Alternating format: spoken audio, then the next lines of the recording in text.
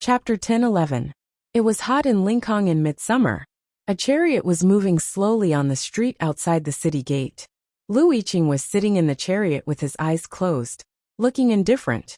Sparks were shining everywhere in the city, lighting up the dark night sky. It was a beautiful scene. Lu Yiqing couldn't see anything, so he couldn't see the sparks. But he could feel the heat and hear the curses and screams. It was not the spring rain when Haotian left the human world, nor the golden flowers falling to the ground, nor the thousands of lights during the spring sacrifice. Someone was setting fires and killing people. The city in the night was like a dark sea. Thousands of dazzling flames were floating on the surface. Lincoln did not fall, but it had fallen. The devout followers of Haotian smashed the houses of the followers of the new stream and kept killing. In the past few months, many followers of the new stream had left Lincoln with their families. The fanatical followers had nowhere to vent their anger, so it was natural for them to set the houses left by the sinners on fire. People were dying and screams were everywhere. The killers and victims were all from the South Jin Kingdom. But in the name of faith, who would remember these things? Lu Yiqing was still expressionless. He sat in the chariot with his eyes closed, as if he was about to fall asleep. Maybe it was because the chariot was shaking like a bed. The chariot was carried by 4 ordinary servants, not disciples of the sword Garrett. There was no disciple of the sword Garrett around the chariot. All the disciples of the sword Garrett were not in Lincoln or the sword Garrett, but on the road. All the disciples of the sword Garrett followed Chen Pippi and moved to the north with thousands of followers of the new stream. According to the original plan, they should be close to the border of Song and the Tang Empire. Tonight, Lu Yiqing was alone. Even though he was a powerful cultivator of the knowing destiny state, he could not change the fate of the city. He was going to meet his own destiny. The screams and sounds of fighting were gradually left behind by the chariot. The closer they got to the imperial city, the quieter it was. No followers came to make trouble, and no houses were set on fire. The streets were dark. On both sides of the dark street, there were sounds of rapid breathing. Occasionally, there were sounds of weapons and armors clashing. These sounds were full of danger. Lu Yiqing naturally heard it clearly, but he did not do anything. There was no vigilant expression on his face either. He knew that those who could be heard by him would definitely not dare to attack him. Yes, the South Jin Kingdom was known as the second most powerful country in the world. It had a strong military, but no one dared to attack it. The sedan traveled from the west of the city to the front of the imperial city, and no soldiers dared to move. Because he was the younger brother of the sage of sword Lu Bai, he was the current master of the sword Garrett. He had once entered the palace alone and killed the emperor of the South Jin Kingdom. All these years, he was the last spirit and boldness of the South Jin Kingdom. The imperial city was shrouded in the darkness of the night. There was not a single light. It was incomparably dark and deathly silent. The carriage stopped. Lu Yiqing slowly raised his head and looked at the tightly shut city gates. He had long since become blind, but his gaze seemed to pierce through the white cloth in front of him, wanting to cut open the city gates. His right hand left his knee and landed on the hilt of his sword. The 4 people carrying the chariot fled into the night with faces full of fear and unease. Lu Yiqing was very clear that the real danger, or perhaps his final fate, was in this quiet imperial city. The spring breeze and rain several months ago, and the big ship that sailed towards the divine kingdom, had completely changed the situation in the world. The divine halls of West Hill issued an edict, and the whole world began to exterminate the new stream. The South Jin Kingdom, from the royal family to the military to the ordinary people, had completely sided with the divine halls of West Hill. No one had the power to reverse the situation. If Lu Bai was still alive, he might be able to, given his supreme prestige and unimaginable strength in the South Jin Kingdom. But Lu Bai was already dead. He was only Lu Bai's younger brother. Facing this raging tide, he only had 2 choices, to leave or to die. He chose to stay, which meant that he chose to die. The heavy city gates opened silently. Hundreds of armored cavalrymen of the South Jin Kingdom galloped out of the imperial city. Their iron spears were like a forest, and the cold light was threatening. Hundreds of torches suddenly stopped on the imperial city, as if hundreds of fire arrows had been shot at the sail of a ship in the night. The dark night sky was instantly lit up, and it was as bright as day, even a little dazzling. The Emperor of the South Jin Kingdom came to the top of the city wall, under the protection of dozens of powerhouses. He looked at Lu Yiqing and shouted, "Damned blind man, you will die tonight." The current emperor of the South Jin Kingdom was very young. Back when Lu Yiqing killed the former emperor, he chose the youngest son of the deceased to succeed the throne, thinking that he would not be so troublesome because of his young age. Now years had passed, and the little emperor was still a little emperor. But obviously, he had become very troublesome now. The fear and anger of the royal family of the South Jin Kingdom towards the sword Garrett were all reflected in his words. The little emperor's face was very pale, because he was very afraid of the blind man in front of the imperial city.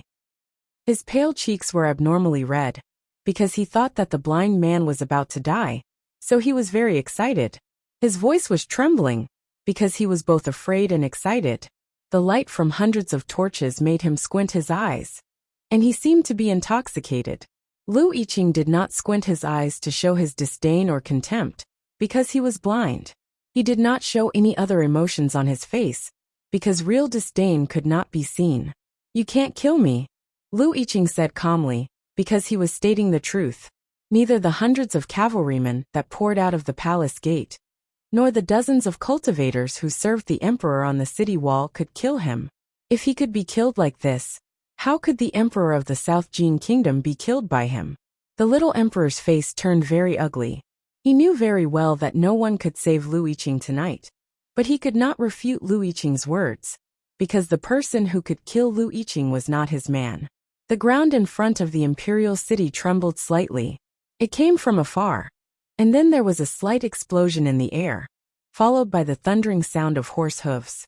Lu Yiqing knew that 2,000 papal cavalrymen of the divine halls of West Hill had arrived. The imperial city that was as bright as day suddenly dimmed. Dozens of divine priests of the divine halls of West Hill appeared with a very thin middle-aged Taoist walking in front. The middle-aged Taoist's name was Zhao Sisho, and he was the priest of the Revelation Department of the divine halls of West Hill. He also had a more important identity, the second son of the great divine priest of the South Sea, Zhao Nanhai. Lu Yiqing did not look at Zhao Sisho, but looked into the deep dark night. Zhao Sisho was a powerhouse in the knowing destiny state of the South Sea, but Lu Yiqing did not pay attention to him, only the dark night. He did not know who was in the dark night. Lu Yiqing looked at the dark night and asked, "Is the divine hall going to directly intervene in the affairs of the world?" A voice came from the dark night. "This was originally started by you." Lu Yiqing thought about it, and agreed with this statement. He was the first to lift a corner of the curtain of the new era. Tonight, let him completely lift this curtain. After 2 months, I'm finally back. Thank you all for your concern and greetings. I haven't reported the specific problems, because it's a private matter after all. I'll just take a leave of absence. I don't think it's appropriate to say too much and cause everyone to be annoyed. I've said before that we'll find time to have a good chat at the end of the year. Let's wait. There are indeed a lot of feelings. This is the first time in my life that I've been hospitalized. Now that all the details of my life have changed, I've bid farewell to many of my hobbies. In terms of work, I will start slowly. It will be slower, and I may not have updates every day. After I get used to it, I will adjust. Also, today's chapter did not use the names of the previous 2 chapters, because I wanted to have a good start. I wish everyone the best. Please exercise more. A diet low in sugar, fat, and salt is very important. Really, it's more important than anything else. Swimming is the best. Chapter 10:12. The human world 1,000 years ago was very different from what it was now. At that time, it was very chaotic, and there were very few people. Only those who could cultivate were qualified to live like humans. Those who could not were like dogs. As for the divine halls of West Hill, it was the divine kingdom on earth, a heaven that had nothing to do with the mortal world. It was not until the headmaster established the Tang Empire and taught the world that the situation changed. The divine halls of West Hill were forced to look at the mortal world. Cultivators could no longer enslave mortals like before. and the cultivation world could no longer be as superior as before. As a result, there were more and more people in the human world. That was the reason why there was a sage every 1,000 years. After the headmaster left the human world, many things changed again. No one could stop the cultivators from ruling the world again, at least outside of Chang'an. A few years ago, Lu Yiqing entered the palace alone and killed the emperor of the South Jin kingdom. That was the proof of this change. A new era had come, and he was the first one to lift the curtain. The human world had lost its protector, and the rules began to collapse. The new era would become primitive and bloody again, and everyone would have the chance to use their own power to speak their own truth. The powerful were the masters of this new world. Lu Yiqing was a powerful cultivator, and the enemies he faced tonight were also powerful cultivators who had the right to speak. He only hoped that it would be faster, so he did not look at Zhao Sisho.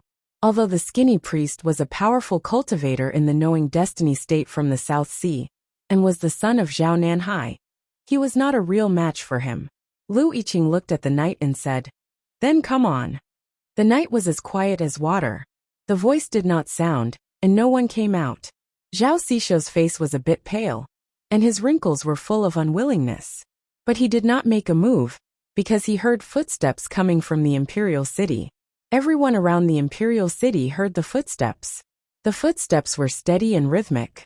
The shoes on the feet were not made of leather, but cotton. The sound was a bit dull, like the sound of wood breaking. A young man walked out of the imperial city. The light from the fire made the ground as bright as day, and also made the shadow of the youth abnormally clear. But it was impossible to see his face clearly, only that he was wearing an old green robe, the edge of the green robe embroidered with brand new golden thread. In the West Hill Divine Palace, only red-robed priests were qualified to embroider with golden thread. What was puzzling was that the lad was not wearing a red robe. His green robe had been washed so many times that it had turned white. He looked like a manservant. It was probably because he was used to being a servant. Lu Yiqing tilted his head and quietly listened to the footsteps. His grip on the hilt of his sword loosened and tightened at times. There seemed to be some sort of rhythm that matched the footsteps, or perhaps they were fighting. As he walked, the sound of metal rubbing against each other could be heard behind him. 13 slender sabers slowly emerged from their scabbards and appeared in everyone's line of sight. The knives were like flower petals, and he stood in the middle of them. He stopped and raised his head to look at the night sky. Because of this action, the firelight illuminated his cheeks. His ordinary eyebrows and eyes were clearly illuminated, and his face was somewhat pale. Similarly pale, the young emperor of the South Jin kingdom on the city wall looked pale and timid, but there was a kind of fearful madness in his pale face. Other than the flower formed by the sabers behind him, he was holding a big golden flower in his hand.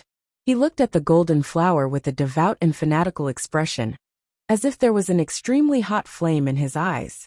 He reached out to pluck the flower petals and murmured, "Die, don't die, die, don't die." After plucking a petal, he said, "Die." After plucking another petal, he said, "Don't die." After the last petal left the stem and fell to the ground, he said, "Die." The lad was happy, as naive as a child. His cheeks became even paler.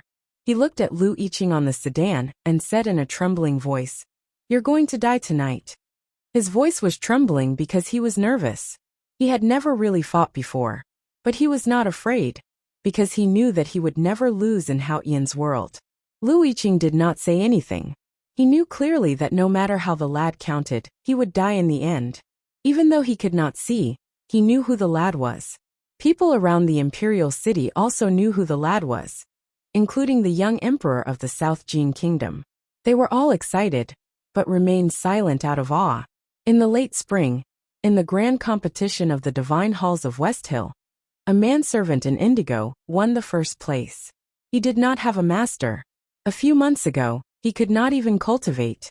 But a spring rain made him enter the knowing destiny state. No one, including the hierarch of the Divine Halls of West Hill, knew the limit of his potential or his actual state. His appearance was like a miracle. In the eyes of the followers of Hao Yan, he was the real genius of Taoism. Neither Yi Su nor the rumored Chen Pippi could be compared with this lad, because he was the gift left by Hao Yan to the human world. His name was Hung Muliran. He used to be a manservant in Indigo, who chopped firewood in the Revelation Institute. Now he was a red-robed divine priest of the divine halls of West Hill. Lu Yiqing asked, "How are you going to kill me?" Hung Muliran said, "I will use a knife." Lu Yiqing asked, "What knife?" Hung Muliran said, "A chopper." His 13 knives were all thin knives, suitable for killing, but not for chopping firewood. But he insisted on calling them choppers. Maybe it was because he had been chopping firewood for many years, or for some other reason. Lu Yiqing shook his head and said, "You are much weaker than him." The people around the imperial city maintained absolute silence, so the conversation between the two was clearly transmitted to everyone's ears, but no one could understand it. "You are much weaker than him? Who is he?" Hung Muliran knew who Lu Yiqing was talking about. His eyes were burning and he shouted, "No one can defeat me. Not you, not him." Lu Yiqing touched the sheath beside him and said, "You are very proud." Hung Muliran said, "Because I am confident." Lu Yiqing looked at him through the white cloth and said, "People of our generation never express their confidence with words or expressions. We are used to drawing our swords when we meet." Hung Muliran did not look young because of his long years of hard work and exposure to wind and sun, but his expression was still innocent and his smile was cruel. "That man cut you into a blind man. Tonight I will cut you into a dead man. When I meet him in a few days, I will cut him into a blind man first. That is a wish for you." "I have never had such a wish," Lu Yiqing said, "because I know very well that no matter how hard I try, I can never be more powerful than him." "Neither can you," Hung Muliran said. "You seem to have a lot of confidence in him." Lu Yiqing looked at him and said with pity, "If you meet him, you will die. It is a simple truth, but you are too naive and arrogant to understand it." He looked into the night and said, "That man must understand it. But obviously he did not warn you. It seems that not many people in the divine halls like you. But after a long period of serious consideration, I've decided not to publish it for the time being. I'll use a year or two to revise it before publishing it. This matter has to be done sooner or later. It's better to do it earlier than later. My predecessors have already learned a painful lesson. Also, the China Writers Association is holding a youth conference in Beijing. After thinking about it, I think it's better for me to stay at home. After all, recuperation is the most important thing. Also, I'm not too sure. Is a 36-year-old considered a young writer? I'm just kidding. I'll participate again in the future. I'd like to express my gratitude here. Chapter 10:13. My body and energy can't keep up. I'm sure that I'll be very intermittent at the beginning of this period of time. It won't look good if I take a leave of absence from time to time. In the future, when I don't update, I won't write a single chapter. I'll report to everyone in the book review and comment section. I'll slowly adjust to my work and strive to return to normal as soon as possible. Thank you for your understanding. Chapter 10:14. Hung Muliran did not understand Lu Yiqing's words. He did not understand why he would definitely die if he met that person. He also did not understand why Lu Yiqing said that the person in the darkness would understand. As a young lad who had just become a powerhouse of the divine halls, from a servant of the Revelation Institute, there were many things he did not understand.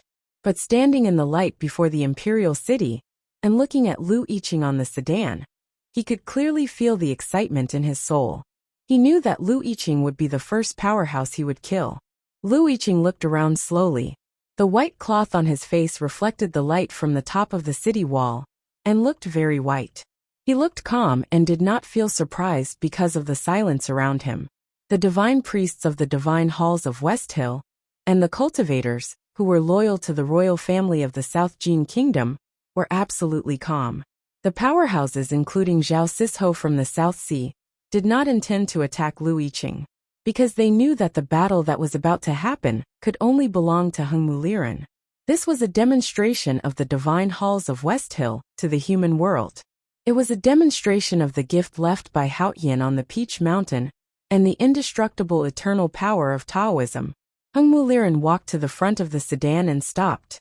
He took out a saber from his back. The saber was very thin, and looked like the Xiao sword of the Great River Kingdom. He took out the saber in an ordinary way, as if he was going to find a piece of wood and cut it into halves. However, it was this simple movement that caused the tens of thousands of zhang of space between the night sky and the ground to change. The blade rubbed against the scabbard, giving off a light sound. The night clouds high up in the sky scattered like startled birds, revealing the crescent moon and several hundred faint stars. When he held the slender blade and pointed the blade at Lu Yiqing on the carriage, a fierce wind stirred in front of the imperial city, and waves rose in the moat. The clouds dispersed and the night appeared. The wind blew and the water was chaotic. These were all natural phenomena. When these natural phenomena were related to human actions, it meant that the qi of heaven and earth was changing rapidly. The thin knife was unsheathed, and the heaven and earth had such a strong reaction. How unfathomable was the state and psyche power of the young lad in indigo, who was holding the knife. The people who were watching the scene were shocked by the change of the qi of heaven and earth. Even the divine priests from the divine halls of West Hill and Zhao Sisho were breathing heavily. They knew that Hengmu Liren was a highly valued genius of the divine halls, but none of them had seen him fight. It was not until now that they realized how powerful Hengmu was. The moonlight, the stars, and the light from the torches on the city wall fell on Hengmu Liren. His indigo robe was like the blue sky, and the blade in his hand was like a burning match. Hengmu Liren's body seemed to be burning in the blue sky. The endless Hengmu Liren's divine light burst out from the blade. The crowd was even more astonished. The Haotian's Liren's action. Tianhou Yin Yen was not Shen not the Yisin. The Haotian's divine light was so pure and horrifying that even the great divine priest of judgment was not as powerful as him. It had nothing to do with talent, diligence, or power of understanding. It had everything to do with Haotian himself. He was the young lad favored by Haotian. He was Haotian's gift to the human world. Lu Yiqing could not see Hengmu Liren, who was burning, but he could feel the scorching heat and the endless power contained in the Haotian's divine light. The white cloth on his face seemed like it was about to burn, but his expression was still calm. Tonight, the city of Linkhong was filled with sparks and sounds of hoofbeats. The divine halls of West Hill was invading. The royal family of South Jing cooperated closely with the military. The sword Garrett was gone, and he was the only one left. This was the battle that the divine halls of West Hill wanted to see, because Lu Yiqing was a truly powerful cultivator, and Hengmu Liren could only shock the world by defeating such a powerful cultivator. The crowd was nervous and curious. Hengmu Liren had demonstrated an unimaginable state. If his opponent was another powerful cultivator, he would definitely win. But his opponent was Lu Yiqing. The situation was different. It was not because Lu Yiqing was the current guardian of the sword Garrett. It seemed that he might be the last guardian. Nor was it because Lu Yiqing was the younger brother of the sage of sword Lu Bai. It was because, as the person in the darkness said, Lu Yiqing's name would be recorded in the history of the cultivation world. Knowing that one's name would be left behind after one's death was an incredible thing. It would allow the person who left behind his name to obtain true tranquility at the soul level. This kind of situation was undoubtedly the best opportunity for a cultivator to achieve a breakthrough. A few years ago, Lu Yiqing was already a great sword master in the knowing destiny state. What about now? Lu Yiqing's right hand was hanging by his side. His fingers were long and slender, perfect for holding a sword. His sword was right beside his hand. He could hold the hilt with just a thought. The crowd looked back and forth between Lu Yiqing's hand and the hilt nervously. Hengmu Liren did not pay attention to the crowd. His dark and slightly rough face showed no emotion. He looked at Lu Yiqing indifferently through the divine flame. In his opinion, Lu Yiqing was barely qualified to be his opponent. But if he had the choice, he would definitely not choose Lu Yiqing. After all, Lu Yiqing was not Lu Bai. The opponent that Hengmu wanted to challenge should still be in Chang'an. He was the opponent that the divine halls had arranged for him. More precisely, he was the opponent that the Abbey Dean had arranged for him. Therefore, even though he felt bored, he still came.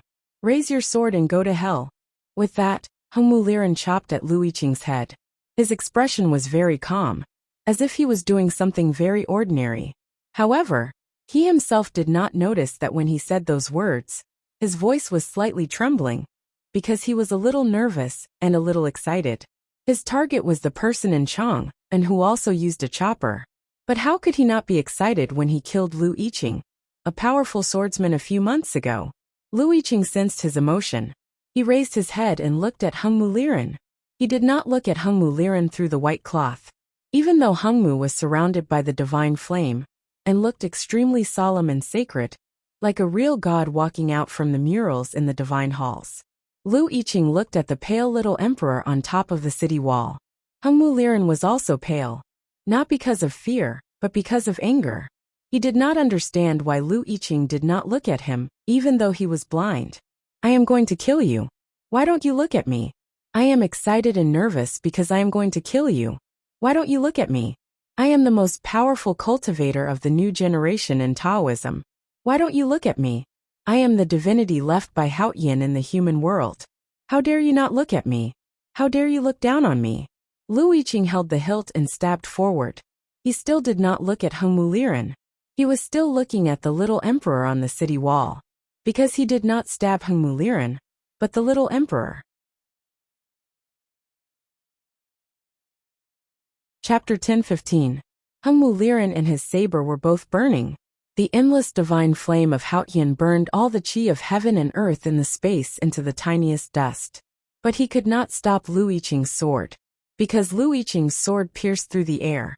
The sword style tore the darkness apart, and leaped over the holy white wall of fire. It was like a willow branch being blown by the wind, and drifting over the surface of a lake. It did not even leave a ripple. Lu Yiqing looked at the little emperor on the city wall expressionlessly. Wherever his gaze landed, the sword would land. The little emperor could not see the sword, but he could see Lu Yiqing's gaze. His face turned paler and paler. He could no longer hold his breath and panted nervously. He felt that his lungs were going to explode in the next moment. His heart beat faster and faster, as if it would explode at any moment. He covered his chest and started to vomit blood and pain.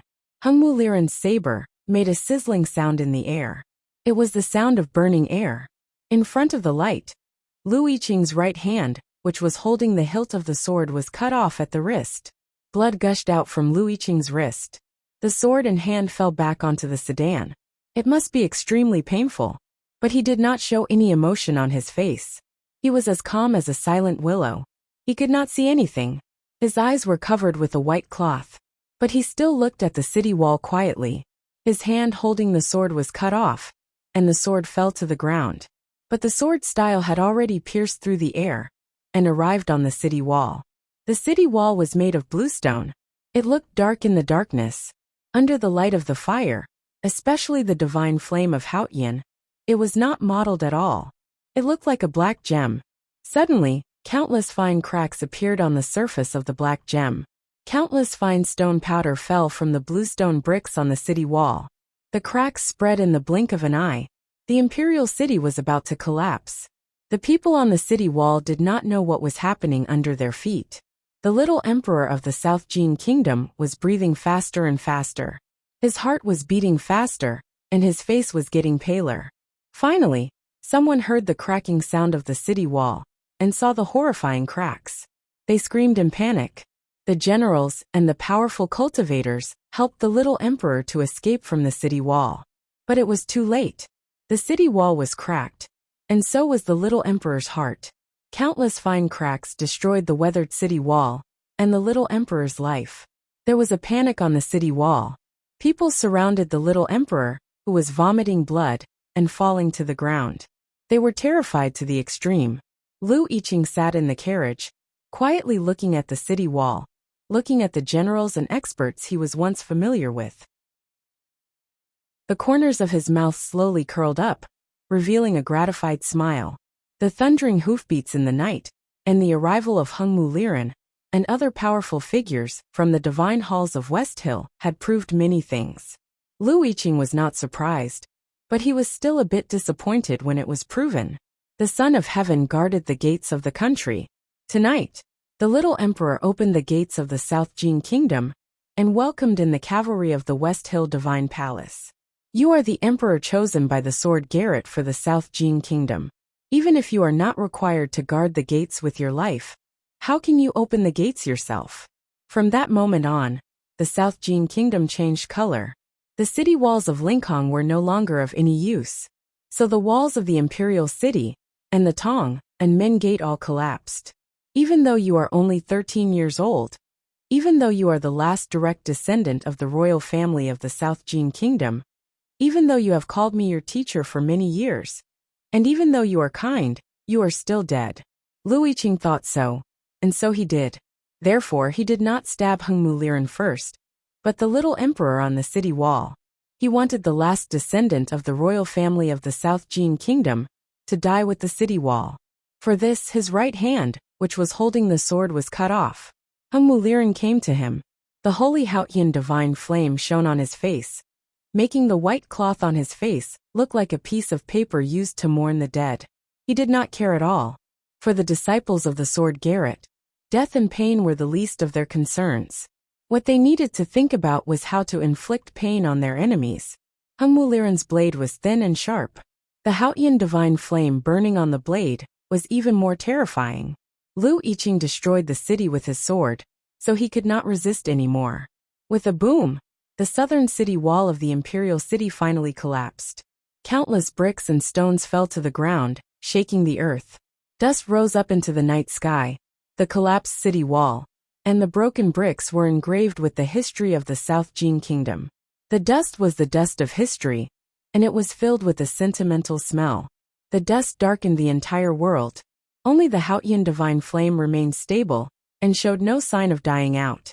On the contrary, the light was refracted by the particles in the dust and turned into a bright silver color. It looked even more holy and solemn, like the clouds under the stars.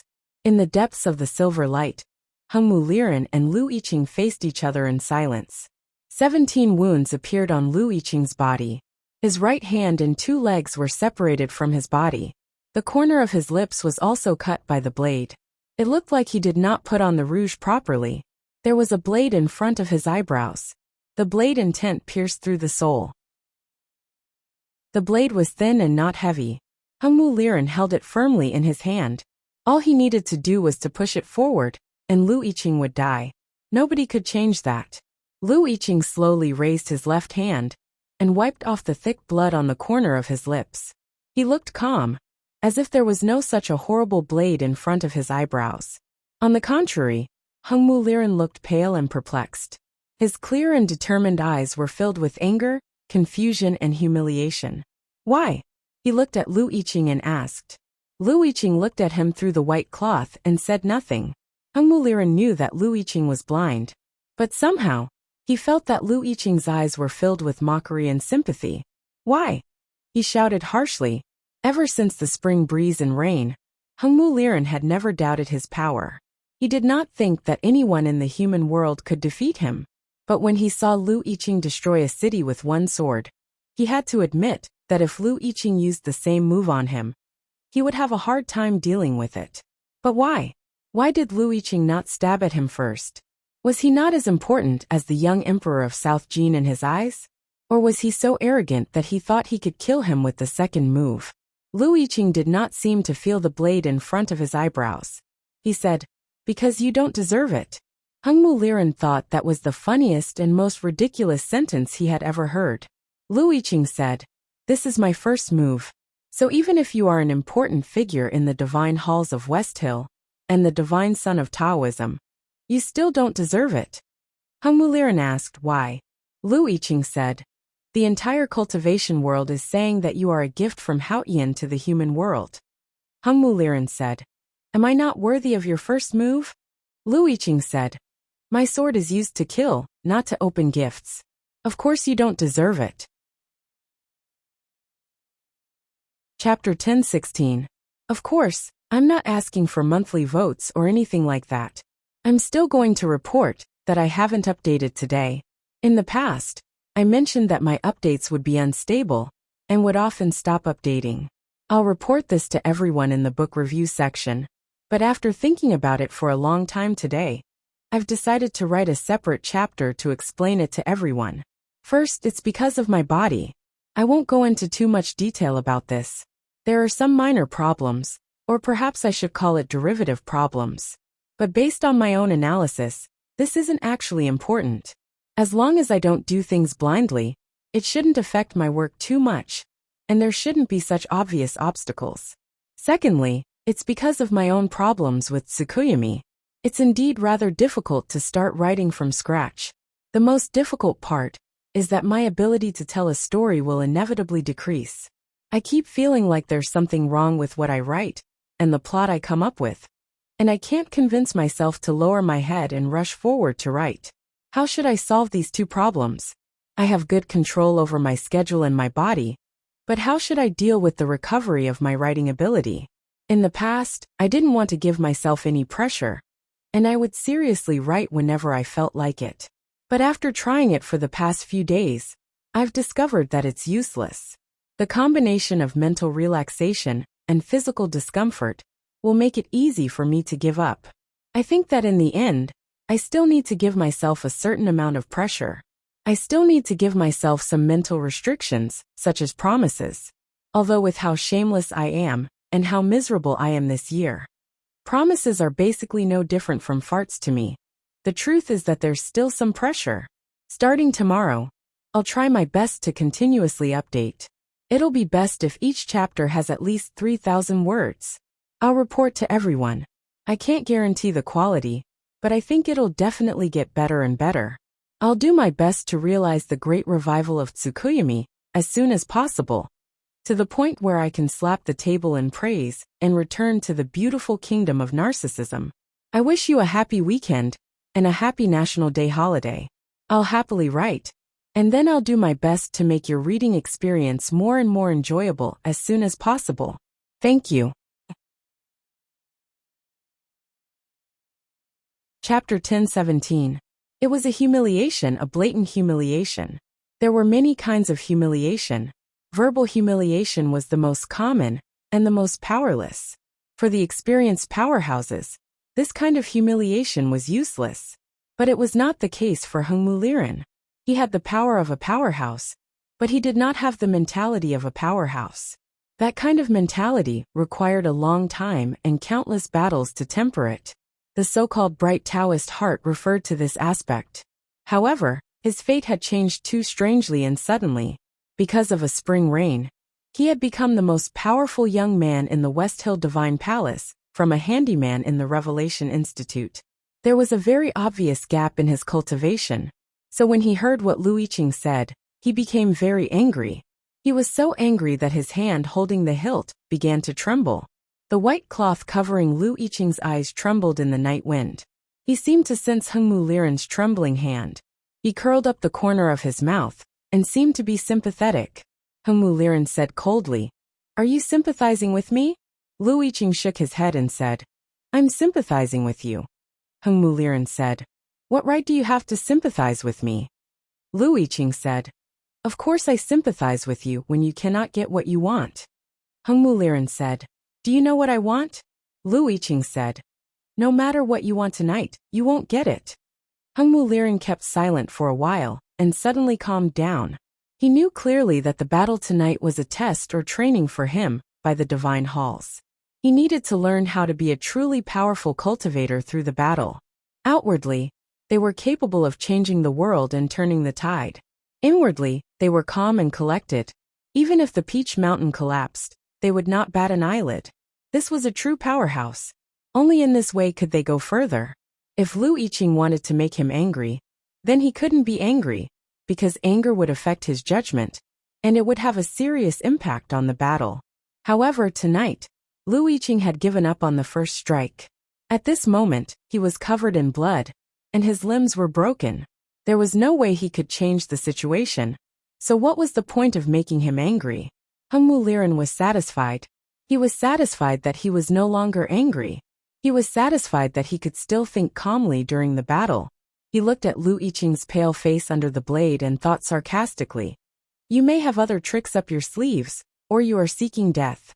Either way, it's all in vain." From the very beginning, Lu Yiqing's response seemed to indicate that he wanted to die. Ever since he entered the knowing destiny state, Hungmu Liren had a completely different view on life and death. He knew that for many cultivators, death was not that scary, but living was more scary.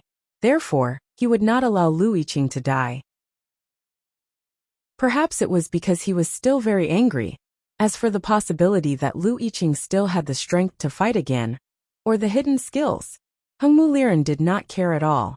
He was learning how to become a powerful cultivator, but his state of cultivation and confidence had already surpassed this level. He did not believe that anyone in the world of Haotian could defeat him. Sometimes, when he stood on the plateau and looked at the crippled old man in the wheelchair, he had the urge to push the wheelchair down, not to mention Lu Yiqing. Come on, let's see what you're going to do. Hengmu Liren looked pale. The Haotian divine flame on his body kept burning. The thin blade in his hand was no longer trembling. The blade was no longer cold. It was glowing with warm or blazing light. It tore the night wind apart and stabbed toward the center of Lu Yiqing's eyebrows. Lu Yiqing sat cross-legged on the sedan. He did not dodge, because his legs were broken and blood was gushing out. And because he did not even think about dodging, he chose to strike with his sword. The broken hand and sword fell on the sedan. How could he strike with his sword? He used his left hand to hold the broken right hand on the sedan. Then he struck. He struck with his sword. It was a strange scene, but to the people around the imperial city, it was a bit familiar. Years ago, someone did the same thing in front of the verdant canyon. That person was Jun Mo. He stabbed the sage of sword Lu Bai. Lu Yiqing had also been in that field at that time. He had seen that sword and remembered it. The sword of the sword Garrett was the fastest in the world. Now it was imitating the sword style of Mr. Second of the Academy, and using the sword style of the sword Garrett. The combination of the two made it unimaginably fast. There seemed to be a flash of lightning in the night. Lu Yiqing's sword arrived first, even though it was launched later. Hengmu Liren's blade could only travel a hair's distance in the night breeze before his eyebrows. The sword in his right hand, which was held in his left hand, had already reached his chest. With a soft sound, the blade pierced into Hengmu Liren's chest. Half of the blade went into his chest. Blood was about to flow out. The onlookers around the imperial city did not even have the time to scream. That soft poochie sound remained between the two of them, and did not spread to the surroundings. The blood from the blade had not flowed out yet, because everything had happened too quickly. Lu Yiqing's first strike was extremely domineering and resolute. One strike broke a wall. Then his second strike was so fast that no one could react. The pain seemed to spread faster than the sound. Hengmu Liren's face turned paler. He clearly felt the coldness and sharpness from his chest, and the pain with a faint smell of blood. Yes, the pain had a smell, but he did not panic or fear. On the contrary, he was delighted, because Lu Yiqing's second strike seemed to be more powerful than the first one. He thought it was the respect that he longed for the most. He became excited, and his eyes became abnormally bright. Every pupil of his seemed to become a star, closing in on the pitch-black ground, about to burn the countless summer grasses in the field. Lu Yiqing's sword could no longer move forward, because the sword had touched Hengmu Liren's blood. The blood was burning. It was the divine flame of Haotian. With a sizzling sound, the green smoke rose. The sword pierced into the divine body. It was stained with the divine blood, and burned into invisible smoke. Hengmu Liren's thin blade pierced through the golden flower, formed by the divine flame. At the same time, the 12 thin blades behind him opened up and bloomed like golden flowers. The burning divine flame was a beautiful flower. He stood in the flower, and his blade moved closer to Lu Yiqing. An unimaginable and indescribable strong will appeared in front of the sedan. Was it the will of Haotian? As Lu Yiqing thought about it, his lips curled into a smile. Under the illumination of Haotian's divine flame, the smile looked a bit complicated. It was hard to tell if it was self-mockery or mockery. His left hand was holding his right hand. His right hand was holding the burnt sword. The sword was burned into ashes by the divine flame like a candle. His broken right hand was also burned by the divine flame. His white finger bones were exposed. Then the finger bones turned black and sharpened. Lu Yiqing waved his hand. The burnt finger bones flew out like a sword and floated to Hengmu's eyes. The word float was usually used to describe light objects. It was rarely used to describe a sword, even the lightest flying sword. But Lu Yiqing's last strike was indeed a floating sword.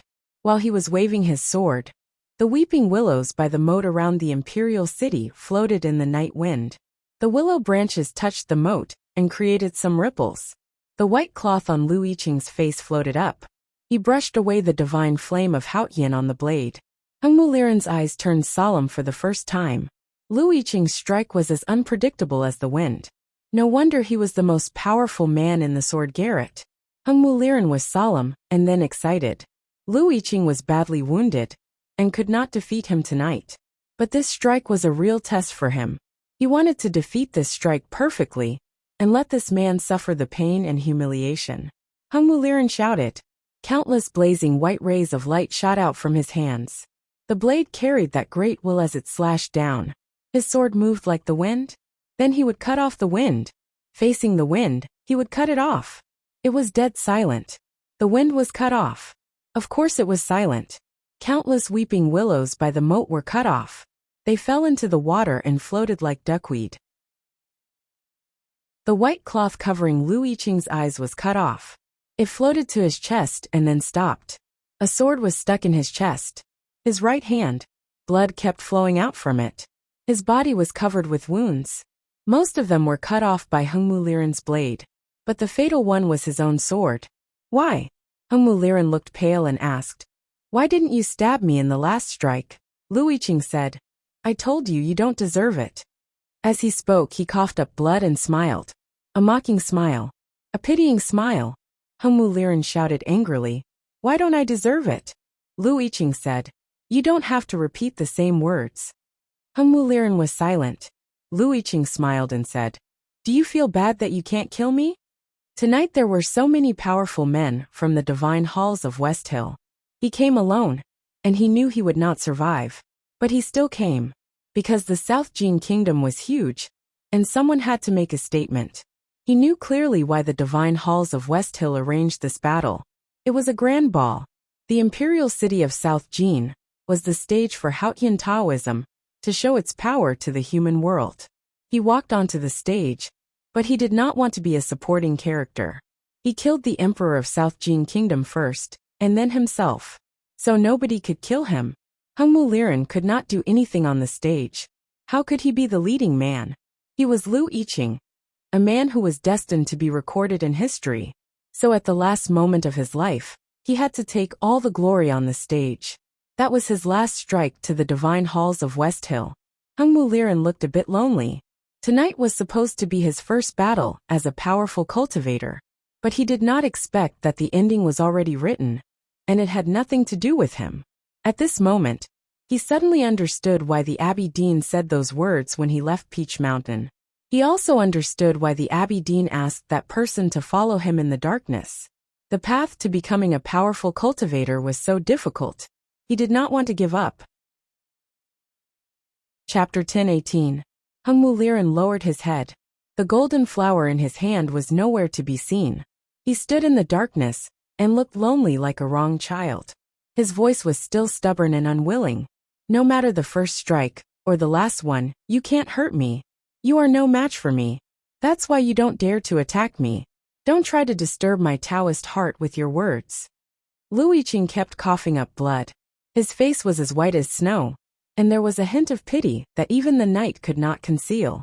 I'm going to die. I didn't use my sword before, and I won't use it again in the future. Then, no one will ever know the answer. You also don't know whether you can catch my sword.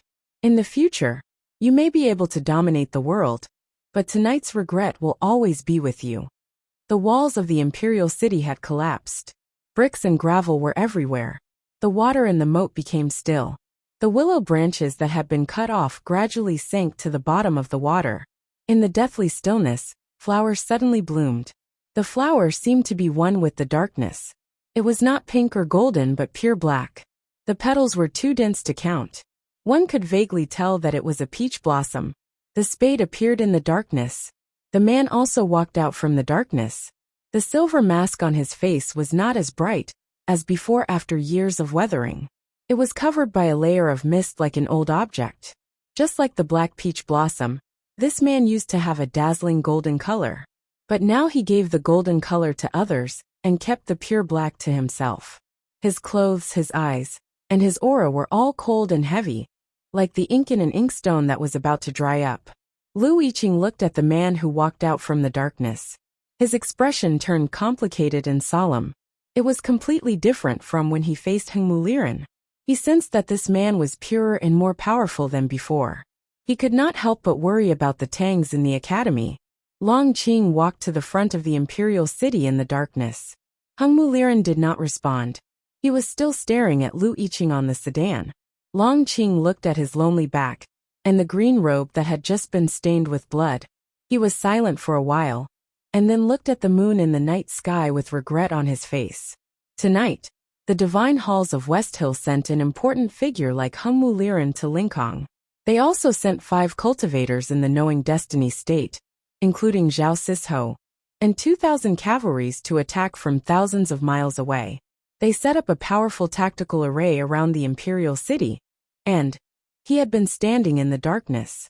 Other than returning the South Jin Kingdom to Hao Qian's embrace and killing Lu Yiqing, who betrayed the Divine Hall, there were other reasons, such as killing the powerhouses who came to rescue the Sword Garret.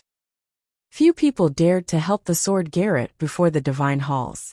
Precisely speaking, it could only be those from the Academy, and Long Qing believed that the one most likely to appear in Linkhong was Ning Quebec. The Academy still had to follow the rules and reason. The Divine Halls of West Hill had arranged so many rules for the Academy, but the Academy could not understand them. Therefore, they could only watch the Divine Halls destroy the new stream, and the Divine Halls invade the South Jin Kingdom from the north. Ning Ke was the only one who did not follow the rules and reason. Therefore, Long Qing believed that he would most likely appear in Linkhong tonight. He was satisfied and looked forward to it. However, just like how Hengmu Liren was disappointed that Lu Yiqing did not stab him in the last attack, he was also disappointed because Ning Ke did not show up.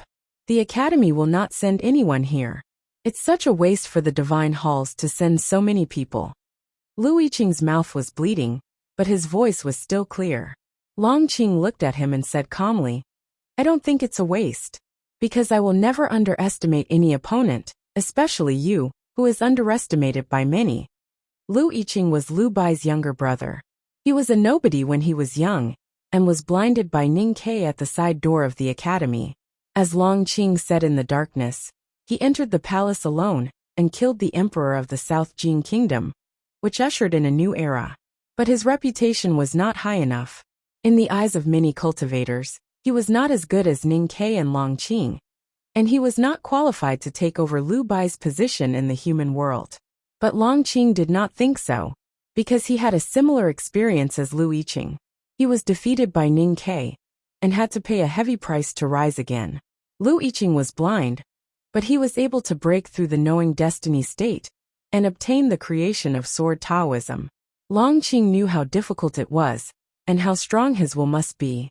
You are the master of the Sword Garret. Your sword represents your will. You didn't stab Hengmu, because you wanted to kill the emperor and the royal family. Long Qing looked at Lu Yiqing and said, "Those people on the city wall are dead. The South Jin Kingdom will fall into internal strife, and will not be peaceful in a short time. It is not convenient for the Divine Hall to borrow the military and national power of the South Jin Kingdom. Is this the will of the Sword Garret, to hurt yourself to hurt the enemy?"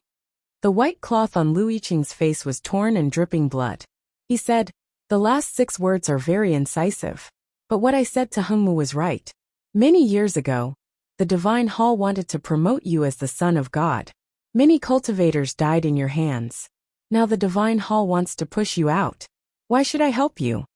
Long Qing said, "This is what I don't understand. The gate of the South Jin Kingdom has been opened. Since there is no turning back, why don't you choose to leave? Why do you want to die for the Tangs? Many years ago, my eldest brother sent me to the academy to wash my sword. But I was injured by Ning Ke and became blind. Although my heart of sword was clear, I still could not see through it. But you still chose to stand on the academy's side. It was not my choice. It was my eldest brother's choice." Lu Yiqing shook his head with difficulty and said, "I don't understand why my eldest brother wants to help the academy. But since you want to do it, I will do it. Long Qing said, the Tangs are untrustworthy. What is the meaning of your persistence? The meaning lies in me. Lu Yiqing looked a little tired. He said indifferently, I don't like the Tangs. I don't like the academy. I don't like the Divine Hall. I don't like you guys. I don't understand why my eldest brother wants to help the academy. I don't understand why everyone in the South Jin Kingdom wants to help the Divine Hall. My eldest brother is dead. They treat the Sword Garret as a ghost city. I see no one in front of me, no one behind me, and no one beside me. I have become a lonely soul, a wild ghost. But even a lonely soul can do something.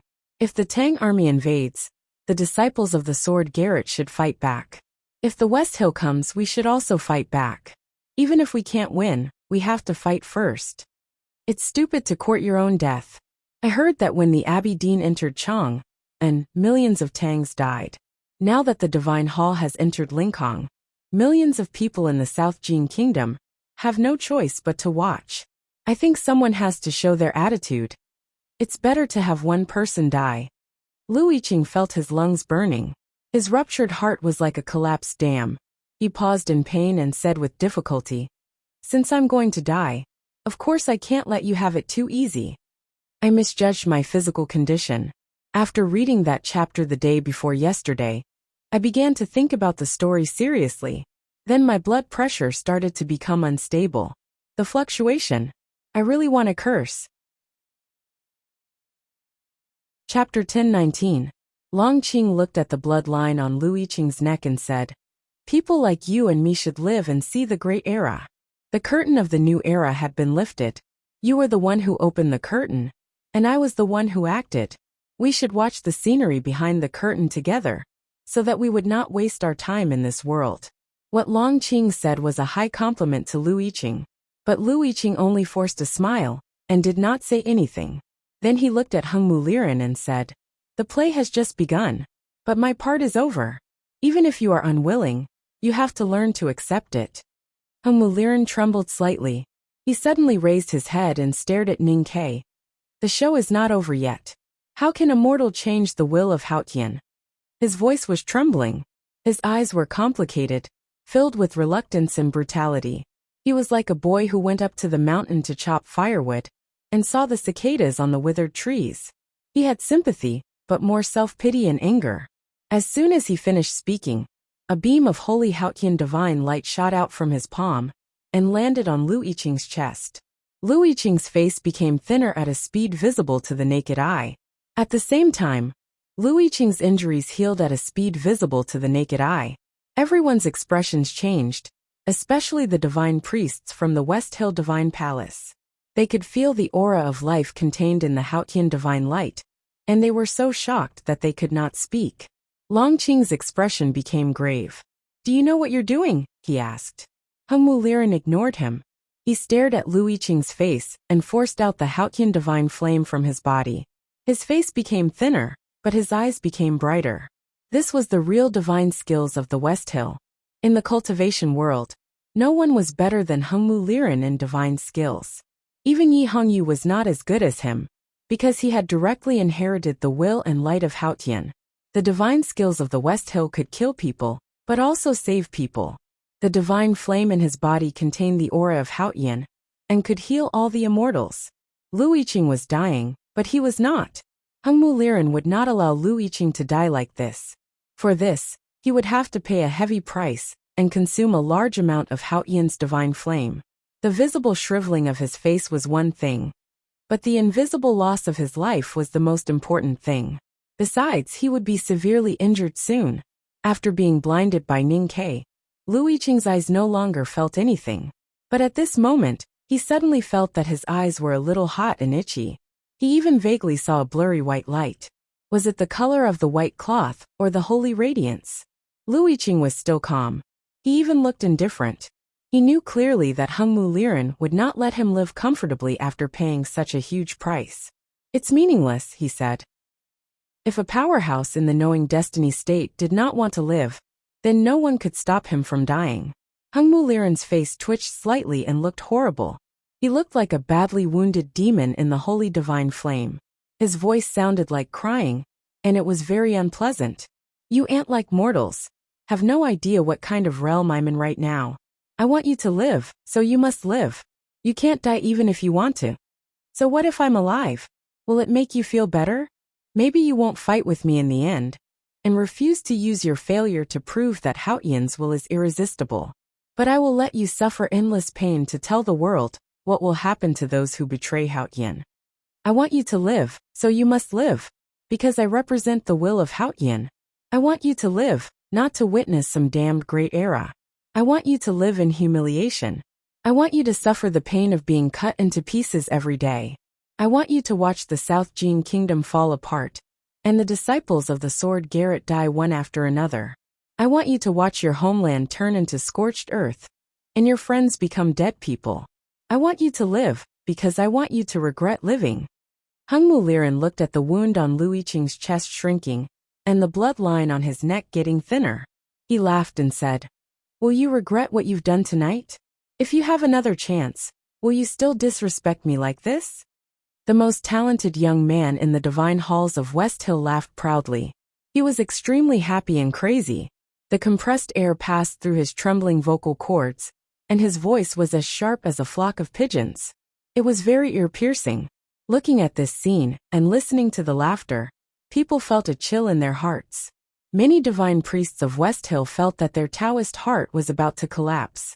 Even Zhao Xishuo's lips were covered with a layer of frost. It was dead silent in the royal city at night. Only Hungmu's crazy laughter was echoing. The willow branches on the moat swayed timidly. The broken willows that fell into the water sank even faster to the bottom of the moat. They wanted to hide their bodies in the mud that had accumulated for thousands of years. They did not want to hear Hungmu's laughter anymore. Lu Yiqing felt the breath of life returning to his body. He listened to Hungmu's words and laughter without any change in his expression. There was no fear on his face, only calmness. He looked at Long Qing through the white cloth and said, "Is this the hope of the divine halls?" Long Qing said nothing. Lu Yiqing repeated, "A poor child with childhood trauma?" Long Qing still said nothing. It was a silent agreement.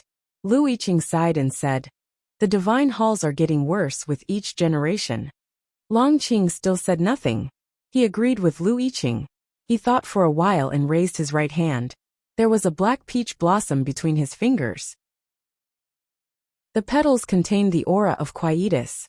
Only the black peach blossom could interrupt Hungmu Liren's divine skill. "Don't stop me!" Hungmu Liren roared. His skinny face was as pale as snow. He stared at Lu Yiqing's face. He could not understand why this man from the South Jin kingdom could still be so calm when he was on the brink of death and suffered so many mental shocks. He could not understand why he could sense the sympathy from Lu Yiqing. What were they sympathizing with? Long Qing said, "Taoism needs you to spread the glory, not to go crazy." Hungmu Liren laughed crazily and said, "But I feel great right now. I finally understand that only a crazy person like you can be truly powerful." The black peach blossom between Long Qing's fingers was shaking in the night wind. "Don't stop me," Hungmu Liren said. "Even though you are my senior, I have no respect for you and I don't need to. Since this is what the divine halls have arranged for me, you should stay out of it." Long Qing looked at him, as if he was looking at a stubborn, naive, and cruel child walking on the mountain path. The dew wetted his shabby indigo robe. He held the hatchet, and thought he was the sun. Long Qing sighed from the bottom of his heart. But he did nothing in the end. At this moment, a sigh was heard in the deep of the night. Therefore the mountains, rivers, rocks, and rivers in Lincoln all sighed. Chapter 10:20. This sigh was clear and shallow, like the water on the flower. The reflection of the flower on the water came from the depths of the night, washing the quiet night even more clean. The bright moon hanging in the night sky became even cleaner, like the ruins of the imperial city filled with dust. Because of this, the weeping willow gently brushed the surface of the river, as if nothing had happened tonight. After hearing the sigh, people reacted differently. Some were shocked, some were afraid, some were silent, and some were pale. They quietly retreated to the back of the crowd, because they knew that the person in the darkness must be from the Tang Empire, from the Academy of Chong, but they didn't know who he was. Longqing knew who it was. Looking at the source of the sigh in the night, he knew that the person was not there. His expression became extremely solemn. Many years ago, at the foot of the snow-capped peak in the wilderness, the person appeared with a sigh and ended a war between the Taoism and the devil's doctrine. Years later, in the White Tower Temple, the person appeared again with a sigh and trapped the preaching priest of the Xiankong Temple and let Ning Ke and Sang Sang go. Tonight, the person sighed and appeared again. What would he do? The dying Lu Yiqing smiled after hearing the sigh. It was not because he finally found someone or proved something, but because he was sure that his wish would come true. Hung Muliran also guessed who it was. Only that person in the cultivation world could break through the defense line of 2,000 papal cavalrymen of the divine halls of West Hill silently and come so close to him. He took a deep breath, and the 13 thin knives became brighter. The golden flowers in front and behind him became more magnificent. He was ready to attack the source of the sigh. He did not reveal any fear on his face. His thin face revealed a strong desire to fight due to the rapid consumption of his divine flame. However, the excitement in his eyes had completely vanished. His expression, which had appeared particularly cruel due to his naivety, instantly became calm. No matter how proud and confident he was, he had to focus all of his energy when facing this legendary figure. Only then would he have any hope of defeating his opponent. Longqing looked into the darkness and said, "Let go." This sentence was not meant for the man, but for Hengmu. Lu Yiqing was seriously injured and was about to die. Hengmu didn't want him to die. He wanted Lu Yiqing to live and endure endless torture. At this moment, the sigh that moved the mountains and rivers came from the darkness. The meaning was clear. That man wouldn't allow such a cruel thing to happen. Hengmu was expressionless. His palm was still on Lu Yiqing's body. He looked into the darkness and said, "The Academy really sent someone here. Isn't this what the Divine Hall wants to see? Why should I let go?" Longqing said, "I'm waiting for Ning Ke, not him." Hengmu said, "What's the difference? They are all traitors of the Academy, and this person is much more important than Ning Quebec." Longqing said, "A more important person must be more powerful. No matter who comes from the Academy tonight, I will try to stop him. But since it is him, it is meaningless." In the depth of Hengmu's eyes, there were broken pieces of stars burning like a raging fire. His voice also turned into a bonfire that was blown by the wind, howling powerfully. He looked into the darkness and said, "I want to try to keep him here." A look of pity appeared in Longqing's eyes. He pitied Hengmu's bravery and ignorance. At this moment, the man sighed again in the darkness. He seemed a little helpless. The so-called helplessness was like the feeling of an adult watching a child playing around. Of course, there was also some pity in it. Hengmu clearly felt this emotion. His face turned extremely gloomy, but his mind became calmer.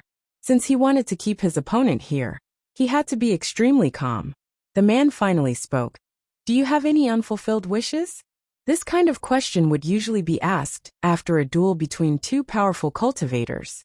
The winner would look at the loser and ask this question with sympathy, which would make the audience feel that the two heroes appreciated each other. However, if this kind of question was asked before the duel, it would be full of disdain and mockery.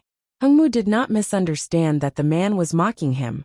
Although the slow and calm tone did sound sarcastic, Hengmu knew that it was not, because the man was not that kind of person. This question was asked to Lu Yiqing. Lu Yiqing raised his head and looked at the city of Linkhong in the darkness through the white cloth. Although he could not see it now, he had seen it many times before and remembered many details of the city. As a cultivator, he had entered the knowing destiny state several years ago. As a sword master, he had gone to his death with only one sword tonight, and destroyed the imperial city with one sword. He had already understood the true meaning of swordsmanship. As a man, he had killed 2 emperors of the South Jin Kingdom in his life, and was destined to be written in history. He had no regrets. As a person, he had fulfilled all his wishes. However, as the master of the sword Garrett and a citizen of the South Jin Kingdom, there were still many people and things that he could not let go of. He did not say too much because he believed that if the Tang Empire and the Academy could win this war, they would naturally handle it well. If not, there would probably be no South Jin Kingdom, and the sword Garrett in this world. If that was the case, why should he say more? Therefore, he did not say anything. He pressed his thin lips together, and waited for the final relief with joy. A sigh was heard again in the darkness. This sigh was full of emotion and respect, as if it was a farewell. A gentle breeze rose from the moat, and went up to the night sky. It blew away the clouds that were trying to entangle the moon, and the gravel on the ground. It came to the imperial city and the sedan. Hung Muliran suddenly became serious. He shouted and more than 10 thin swords were unsheathed at the same time. The swords shone brightly in the night wind. He held the swords horizontally with both hands, and slashed at the breeze. It was a slash against the wind. Even if you are the real breeze, you will still be cut in half by my slash. Even if you are a legend in the cultivation world, how can you pass through the confinement formed by the blade intent and divine light? The bright blade illuminated the night. Hung Muliran's eyes were shining. His blade intent and divine light gushed out. He felt his entire body was illuminated, as if he was about to fly away with the wind. He had never felt so perfect before. However, nothing happened. The breeze was not cut off, and nothing passed through the confinement. It was still perfect. It just stopped in the darkness and looked so lonely, because before he waved his blade, the breeze had already passed by. Before he used the confinement formed by the blade intent and divine light, the figure had already appeared in front of the sedan. Before he launched his perfect strike, the battle was already over. A scholar stood in front of the sedan. He wore an old cotton-padded jacket covered with dust. There was a wooden stick in his belt, and an old book. He looked gentle, just like a common private tutor in the countryside. Looking at him, Hung Muliran's hands that were holding the hilt slightly trembled. It was not because of fear, but because of anger. He asked coldly, "Mr. First of the Academy?" The scholar was the eldest brother of the Academy. The eldest brother ignored him. He looked at Lu Yiqing on the sedan and said, "Sorry."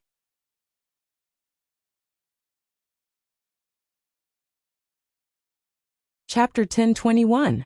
Lu Yiqing was still alive, but he was badly injured. Hung Muliran used Haotian's divine flame to keep him alive, which was more painful than death.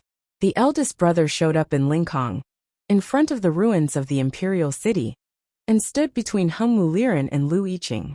Haotian's divine flame was cut off, and Lu Yiqing was about to be freed.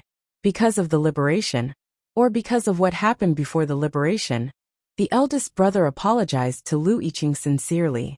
Hung Muliran did not want Lu Yiqing to be freed, which made him very angry. The eldest brother ignored him, which made him feel that he was not respected enough, which made him even angrier. He said coldly, "Mr. First, you're too late. Or you didn't dare to show up before this. So what's the point of showing up now and apologizing to a dying man? Don't you think it's hypocritical? Or are you trying to comfort yourself?" In any case, the Academy did not do anything tonight. Lu Yiqing would definitely die. Hung Muliran's sarcastic words were the sharpest blade that pierced right into his heart. But the eldest brother did not seem to hear him. He looked at Lu Yiqing, who was covered in blood on the sedan, and repeated, "I'm sorry." Lu Yiqing said calmly, "Mr. First, you know that it's my own choice." The eldest brother thought for a while and said, "The Academy could have stopped you from making this choice." Lu Yiqing shook his head and said, "The headmaster once said, 'What's there to complain about?'" Hearing this, eldest senior brother did not know how to respond. Lu Yiqing said, "The Academy can't solve all the problems in the human world. Everyone has to fight for the problems in the human world. Mr. First, why do you blame yourself?" The eldest brother said, "But how can you stand aside when the dam is collapsing?" Lu Yiqing said, "That's why Mr. First is not as good as Mr. 13. The eldest brother shook his head and said, "Youngest brother is different now." Lu Yiqing was slightly startled. He thought of something and smiled on his bloodstained face. He sighed and said, "So Mr. 13 has been watching us from Chang'an." The eldest brother said, "Maybe I can't see it clearly, but he must be looking over here." Separated by the blood-soaked white cloth, Lu Yiqing looked at the ruins of the royal palace in the darkness and said with a smile, "Fortunately, I thought ahead of time that he might be looking here, so I didn't choose the wrong place." He had been cultivating for a long time, but he hadn't been able to shine in the cultivation world for long. He had once chosen the wrong position and paid the price for it, but he never missed it again. Tonight he sat in the carriage. This was his seat. The chariot was facing the city wall that had been through the vicissitudes of time. It was located in the north facing the south, and had good feng shui, making it suitable for burial. Eldest brother looked at him and said, "Sorry, don't worry." Until the end, the academy still felt sorry for him. If the academy told him not to worry, then he could be at ease. Whether it was the future South Jing Kingdom, or the homeless disciples of the Sword Garret, he did not have to worry about them anymore. Under the blood-stained white cloth, Lu Yiqing's eyes slowly closed, and he fell into darkness. Over the years, he had already gotten used to the darkness, so he was fearless. Death and slumber were no different. Eldest brother looked at Lu Yiqing, who was no longer breathing, and remained silent for a long time. Then he turned around slowly, looked at Longqing and Hengmu, and said, "Why?" When he said why, he was looking at Hengmu, looking at the young genius of Haotian Taoism, who had inherited the gift from Haotian. He looked calm and peaceful. Although he could see through Hengmu's indigo Taoist robe, and the endless Haotian divine flame in his body, Hengmu Liren was full of light. He was the chosen one of Haotian. Hengmu Liren was full of light. However, the academy and Haotian had been enemies for decades since Kaharan drew his sword and questioned heaven. Looking back, the academy and Haotian had been enemies for 1,000 years, since the headmaster of the academy built the academy and set up the god-stunning array in Chang'an. The academy was not afraid of Haotian, so why would it be afraid of a chosen one of Haotian? The academy did not respect Haotian, so why would it respect a chosen one of Haotian? Eldest brother looked at Longqing and was slightly moved. He had read extensively since he was a child. Even though he had never cultivated in Taoism, he had read many Taoist classics. Otherwise, how could he debate with Yi Su for 3 days in front of a small Taoist temple? He had never cultivated in Taoist heart illumination, but who in the world could beat his wisdom eye? He could see through the infinite light under Hengmu's indigo robe, so he could see the infinite darkness under Longqing's robe. Eldest brother had never seen such a thick and dirty darkness on the butchers of the devil's doctrine, or on the villains. Through the ordinary priest's robe, he could vaguely see that in the dark fog around Longqing's body, there were countless resentful souls crying and seething with resentment. Eldest brother looked at Longqing and sighed. Why? Longqing was a bit uneasy. He felt that he had become naked in front of Mr. First. He had no more secrets. Whatever he had done, and what he wanted to do, Mr. First knew clearly. So he slowly took a step back. Behind him was the thick darkness of the night. Only by getting closer to the darkness would he feel safer, and even warmer. But it was not enough. Longqing still felt a bit cold. It was uncomfortable to be seen through. He slowly operated his Taoist psyche, and hid all his aura in the deepest part of his body. The aura in his body caused the night wind to swirl around in front of the imperial city. The gentle breeze seeped into his robe, and even the light seemed to be swallowed by his body. Longqing became more and more blurry in people's eyes. He was about to merge with the darkness. Hengmu Liren made the opposite choice. When Longqing took a step back and hid himself in the darkness, Hengmu Liren took a step forward. He took a step toward the eldest brother with an indifferent and proud expression. Countless rays of Haotian's divine flame burst out from his body. Holy star-like rays of light overflowed from his facial features and pores. With an indescribable pressure, he appeared in front of the imperial city. Hengmu turned into a burning statue of an immortal that could burn and purify everything. The level he revealed at that moment was enough to shock the entire cultivation world. He knew clearly that it was not difficult for him to kill Lu Yiqing in his true state. But it was not easy to kill this scholar in a cotton-padded jacket. Because a legend was a legend after all. Hengmu still wanted to give it a try, because he was very angry. He was angry that the other party looked at him calmly, but was slightly moved when he looked at Longqing. Anyway, everything that happened tonight made this proud successor of Haotian angry. He had to let Mr. First of the Academy feel his anger. And he knew clearly that even if he failed, Mr. First would not hurt him. In other words, Mr. First would not dare to hurt him. Otherwise, why would he apologize before Lu Yiqing died? There will be an update tomorrow. Chapter 1022. Compared to the dazzling Heng Muliran, Long Qing, who was gradually disappearing in the darkness, was like an insignificant stain. But in the eldest brother's eyes, Long Qing was actually more dangerous. Of course, he would not ignore Hengmu, who was standing in front of him. The academy was used to being enemies with Haotian, but it did not mean that they would look down on Haotian. The lad in indigo was the most beautiful petal among the flowers in the spring rain. He was Haotian's gift to the human world. He was regarded as the legendary chosen one, or the successor by the believers. Even though he was the eldest brother of the academy, he had to pay enough attention to such a person. Heng Muliran displayed an extremely powerful state, and in an instant there was another change. The burning Haotian divine flame returned to his body at a speed that could not be seen by the naked eye. It was hidden under his skin and into the blade. His body and the blade did not turn black, but turned into something like colored glaze. The sacred Haotian divine flame kept refracting inside. Countless rays of light overlapped and became brighter and brighter, gradually turning into the purest white. When the rays of light suddenly burst out of the colored glaze, how horrifying would it be? The eldest brother's right hand was still half a foot away from the wooden cudgel in his belt. He clearly sensed the horrifying state that Heng Muliran was about to display, but it was puzzling that he remained silent and did not make a move. Maybe it was because of his confidence as a legendary figure, or because of the smell of wine in the darkness. Heng Muliran's body became more and more transparent.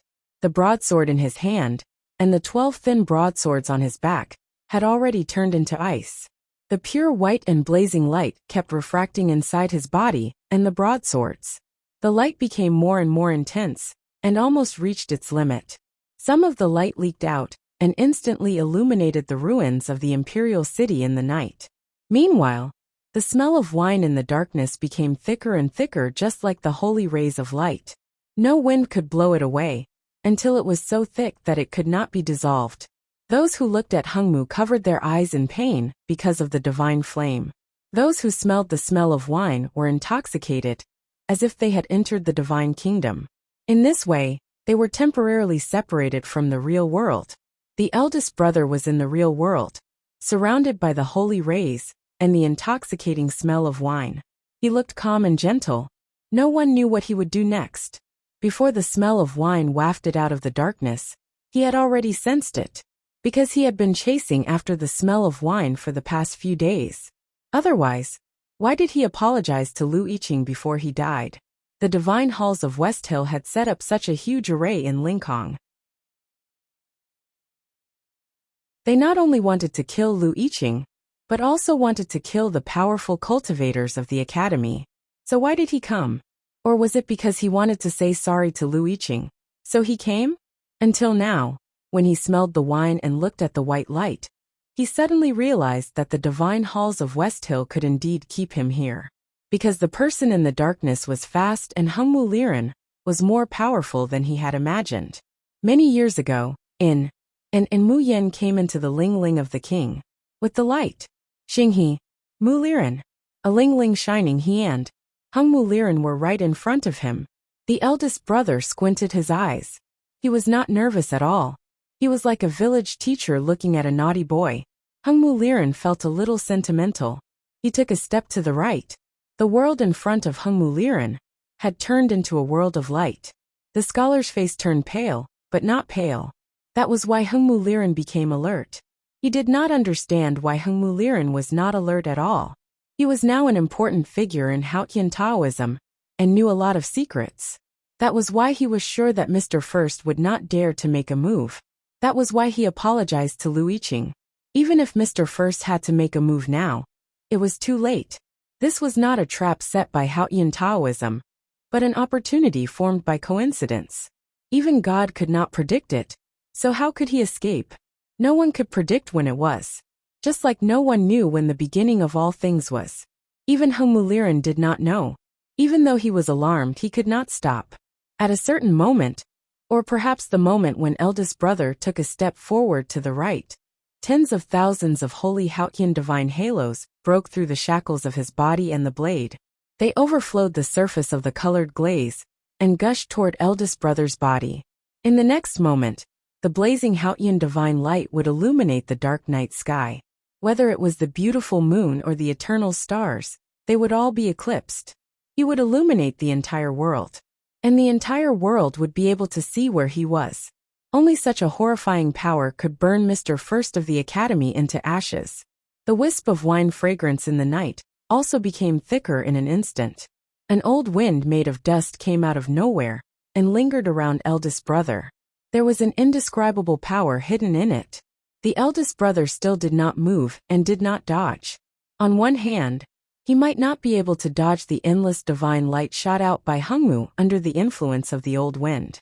On the other hand, a gust of wind alone was not enough. He wanted to see more. He wanted that person to show himself and be seen by the whole world at the same time, just like Hungmu. This was an extremely short period of time. It was not an instant, nor was it a moment. It could not be described with words, because nothing could be faster than light. Regardless of whether it was eldest brother or the person from the source of the old wind, it was impossible for them to be faster than light. This meant that the ending was already decided. No one could stop all of this, but someone made a move and tried to change everything. It was not because he was faster than light, but because he swallowed all the light shot out by Hungmu Liren into his own body. Suddenly, Longqing stood in front of Hungmu Liren. His body was surrounded by a layer of black fog. The burning Hautian's divine flame was swallowed by the black fog. His face turned extremely pale. He gradually appeared from the black fog and looked like a ghost. There was a slight buzzing sound. All the Hautian's divine flame shot out by Hungmu Liren was swallowed by Longqing. Only a few strands of divine flame escaped and faded away. It could not even light up the willow trees by the moat, not to mention the entire human world. The imperial city ruins suddenly became quiet again. The moonlight and starlight shone on the ground again. The dusty old wind slowly stopped, and the fragrance of the wine disappeared to who knows where. Hungmu Liren looked at Longqing in front of him, and sensed the sense of annihilation and the horrifying aura from the black fog. He was so shocked and angry that he could not control himself. He had been preparing his attack of light for a long time. Together with the legendary figure in the night, he was about to burn Mr. First of the Academy into ashes. But it was ruined by Longqing in an unimaginable way. He was shocked by Longqing's horrifying state and angered by his behavior. What was he trying to do? Longqing had swallowed so much Hautian's divine flame in such a short time. Strange light spots appeared on his pale face. It seemed that he was seriously injured. He lowered his head tiredly and panted for a long time. Then he looked up at the eldest brother and stared into his eyes. He asked in a hoarse voice, "Ningke, has he been watching us all this time?"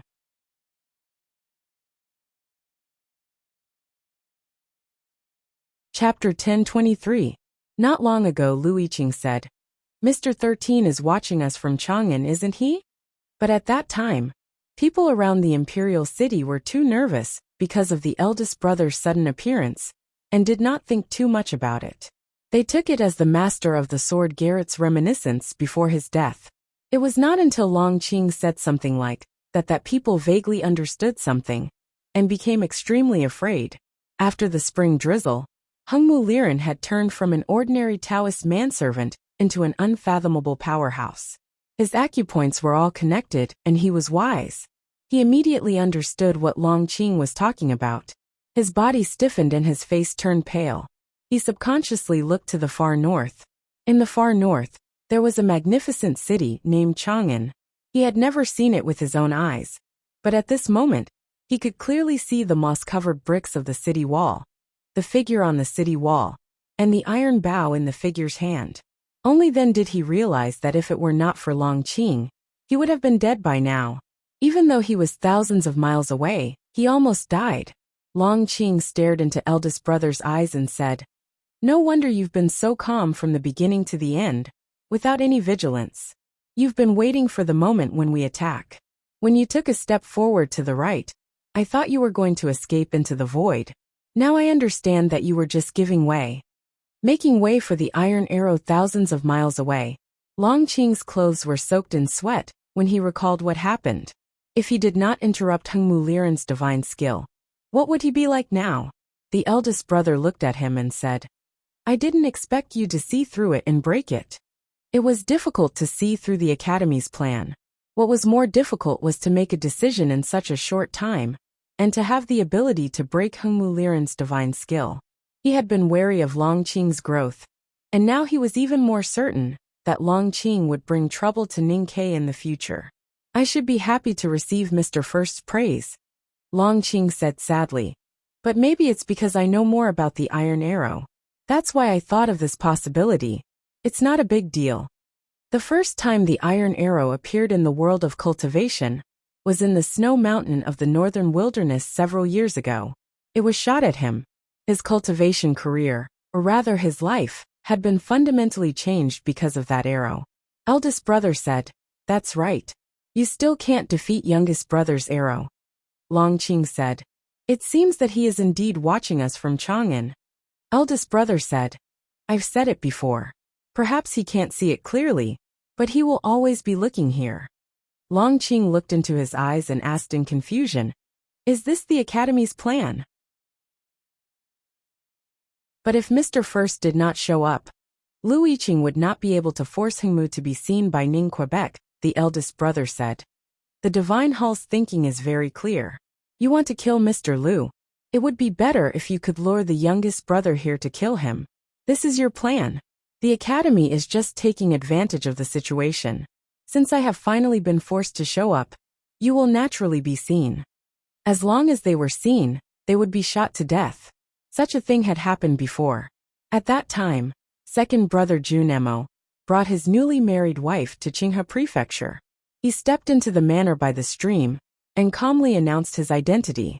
Because his name was Junemo Elder Chui from Qinghe Prefecture, and another powerful cultivator of the knowing destiny state, who had been hiding for a long time, showed all their powers without hesitation, and became the real lights.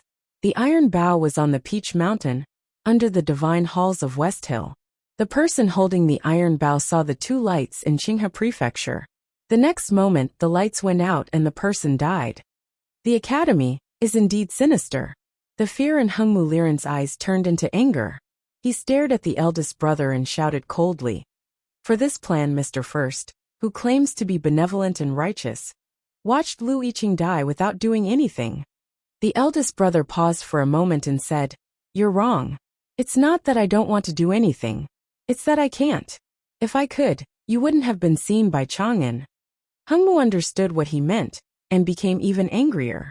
Long Qing understood what he meant and said, You don't have to do anything. You are here, which means you are going to do something. Otherwise, we wouldn't dare to do anything to you.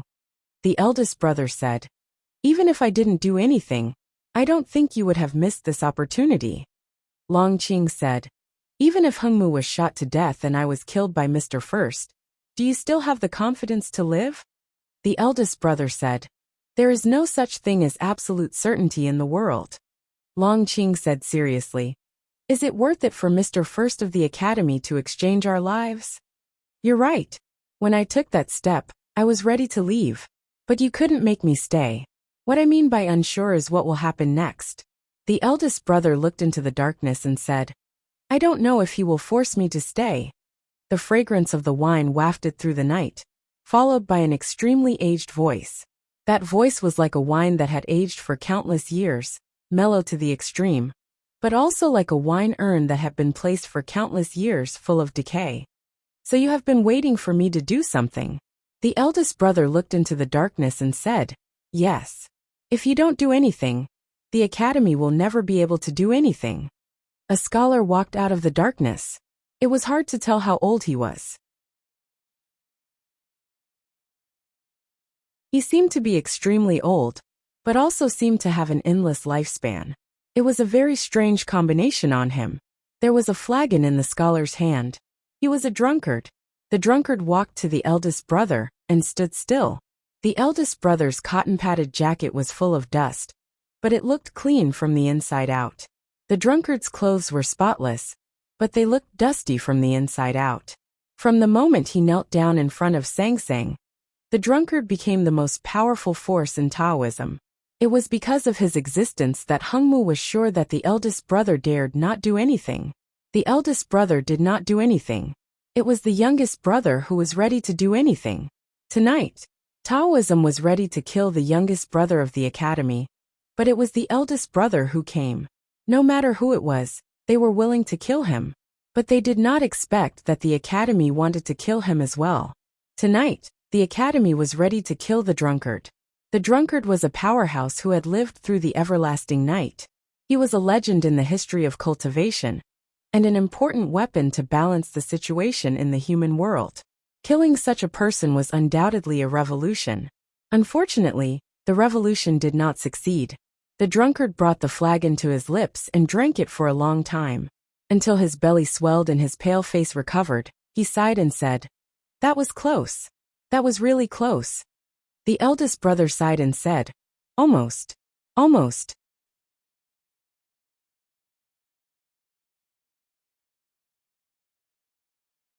Chapter 1024. The Abbey Dean was crippled in Chang'an. The drunkard and the butcher, who surrendered to Haotian, became Taoism's most powerful fighters in the human world. If they could not solve this problem, especially the drunkard who traveled in the human world, the academy could only watch the divine halls destroy the new stream, hunt down the followers of the new stream, and force the sword Garrett to fall apart. Lu Yiqing had to enter Linkhong alone and become a dead man. Jun Emo led tens of thousands of serfs to fight against the Buddhism sect in the depths of the western wilderness for many years. Yu Lian disappeared in the eastern wilderness. No one knew what she was planning. The only people in the academy who could solve this problem were the eldest brother, Li Manman, and Ning Kai, who stayed in Chang'an. The eldest brother wanted to save Lu Yiqing and more people. To save people, he had to kill first. He could kill, but he couldn't. No matter how many powerhouses there were in the distanceless state, they could only be killed by a wooden stick. However, he could kill, so could the drunkard, and they were both in the distanceless state. If the academy did not want to see the generals, officials, and even the most common people of the Tang Empire die, then they had to keep silent and watch Taoism advance step by step. The academy had tried to communicate with the drunkard and the butcher to persuade them, but failed. The communication would continue, and so would the persuasion. But if it did not work, the academy would have other options, such as killing the drunkard and the butcher. However, it was too difficult to kill such people. If the Abbey Dean had not entered Chang'an, the academy would not have been able to hurt him. The drunkard and the butcher were the same. People who had reached such a state were almost demigods. They could sense the changes of fate, and it was difficult to kill them. What happened in Linkhong tonight had nothing to do with the academy. It was a trap set up by the divine halls of West Hill. What the academy did was to take advantage of the situation set up by the divine halls of West Hill in order to achieve the desired result. It was precisely because of this that the divine halls of West Hill failed to predict it, and the drunkard failed to sense it.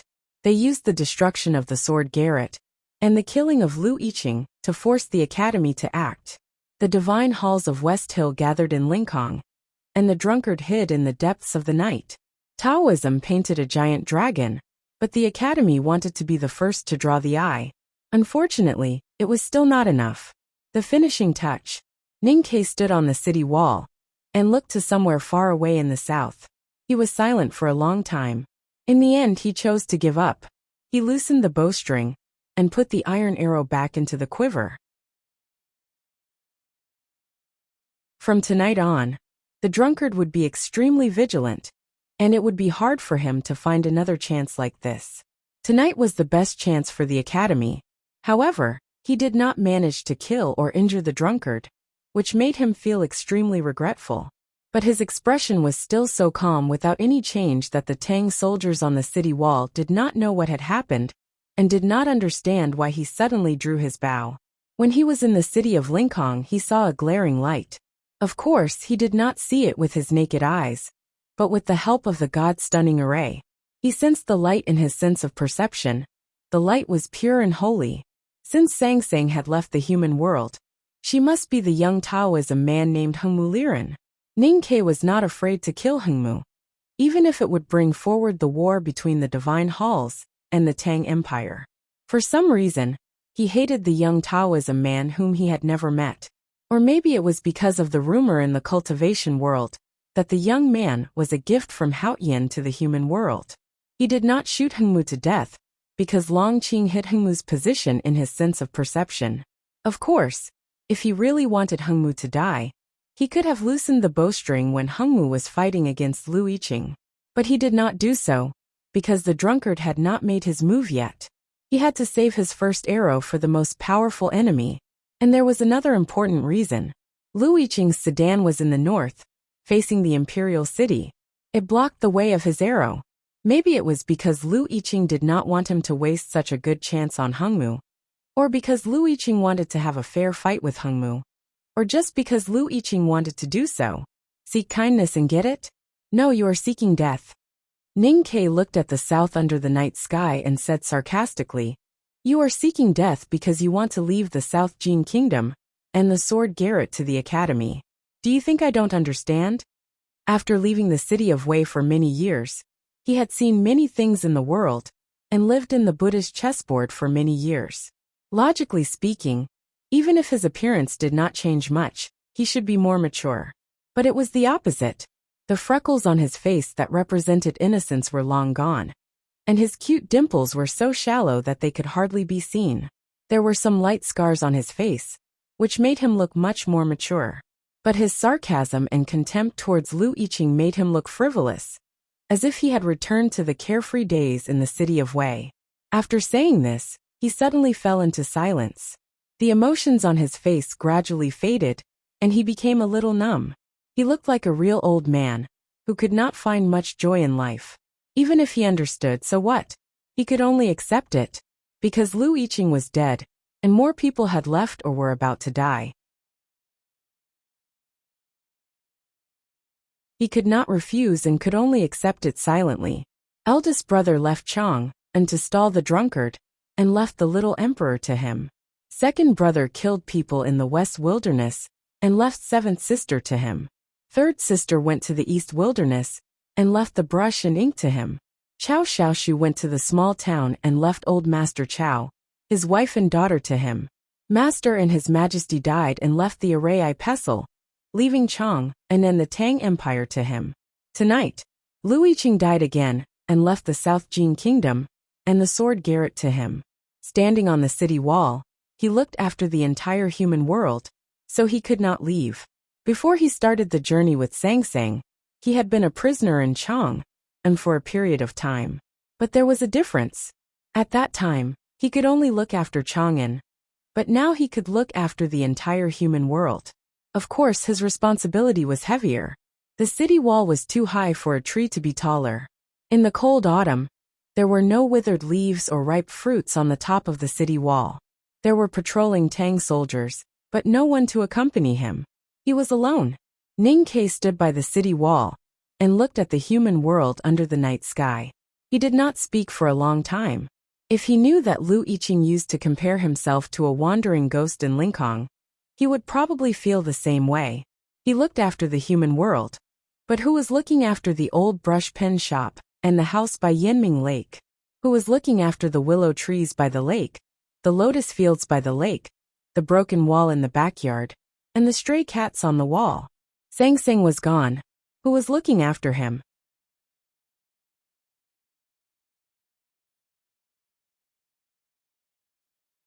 Chapter 1025. The fire lit up behind Ningke, leaving a clear shadow on the city wall in front of him. A small table was placed on the city wall, and silver charcoal was burning in the stove on the table, but there was no smoke coming out. The soup in the copper pot was boiling, and beside it were some vegetables and meat slices. The warmth gradually rose. A Tang soldier put the dipping sauce in front of the bowl and chopsticks, looked at him and asked, "Sir, do you want to open the wine tonight?" Yes. Ningke had been living on the city wall these days, and his daily life was like this. He had long been used to eating in the chilly autumn wind, and only hot pot and wine could add some warmth to his body. The extremely fat beef and mutton were soaked in the white but not greasy bone soup, and were cooked at a speed visible to the naked eye. Just as the fragrance was about to overflow, it was suppressed by the leaves of the vegetables in the pot. Ninkei sat at the table and began to eat. There were no guests, so there was no need for greetings, no company, and no need for drinking games. Although the food was delicious, it was very quiet and lonely. Although the banquet was lonely, the wine was the strongest double-distilled wine, and the dishes were the delicacies sent from the palace. The saliva-inducing fragrance floated up with the steam from the copper pot, swept over the city wall, and was frozen by the chill of the autumn night. The fragrance floated down to the human world under the city wall, passed by the mottled traces of wind and rain, and the old and new moss-covered city wall, and passed by an eagle's nest, causing the eagle in the nest to open its eyes and look around blankly. Then it floated down to the Vermilion Bird Avenue, and into the noses of the few pedestrians on the night street. That year when the Abbey Dean entered Chang'an, the southern part of the Vermilion Bird Avenue was basically destroyed in that tragic battle. After several years of continuous reconstruction, it finally returned to its former glory.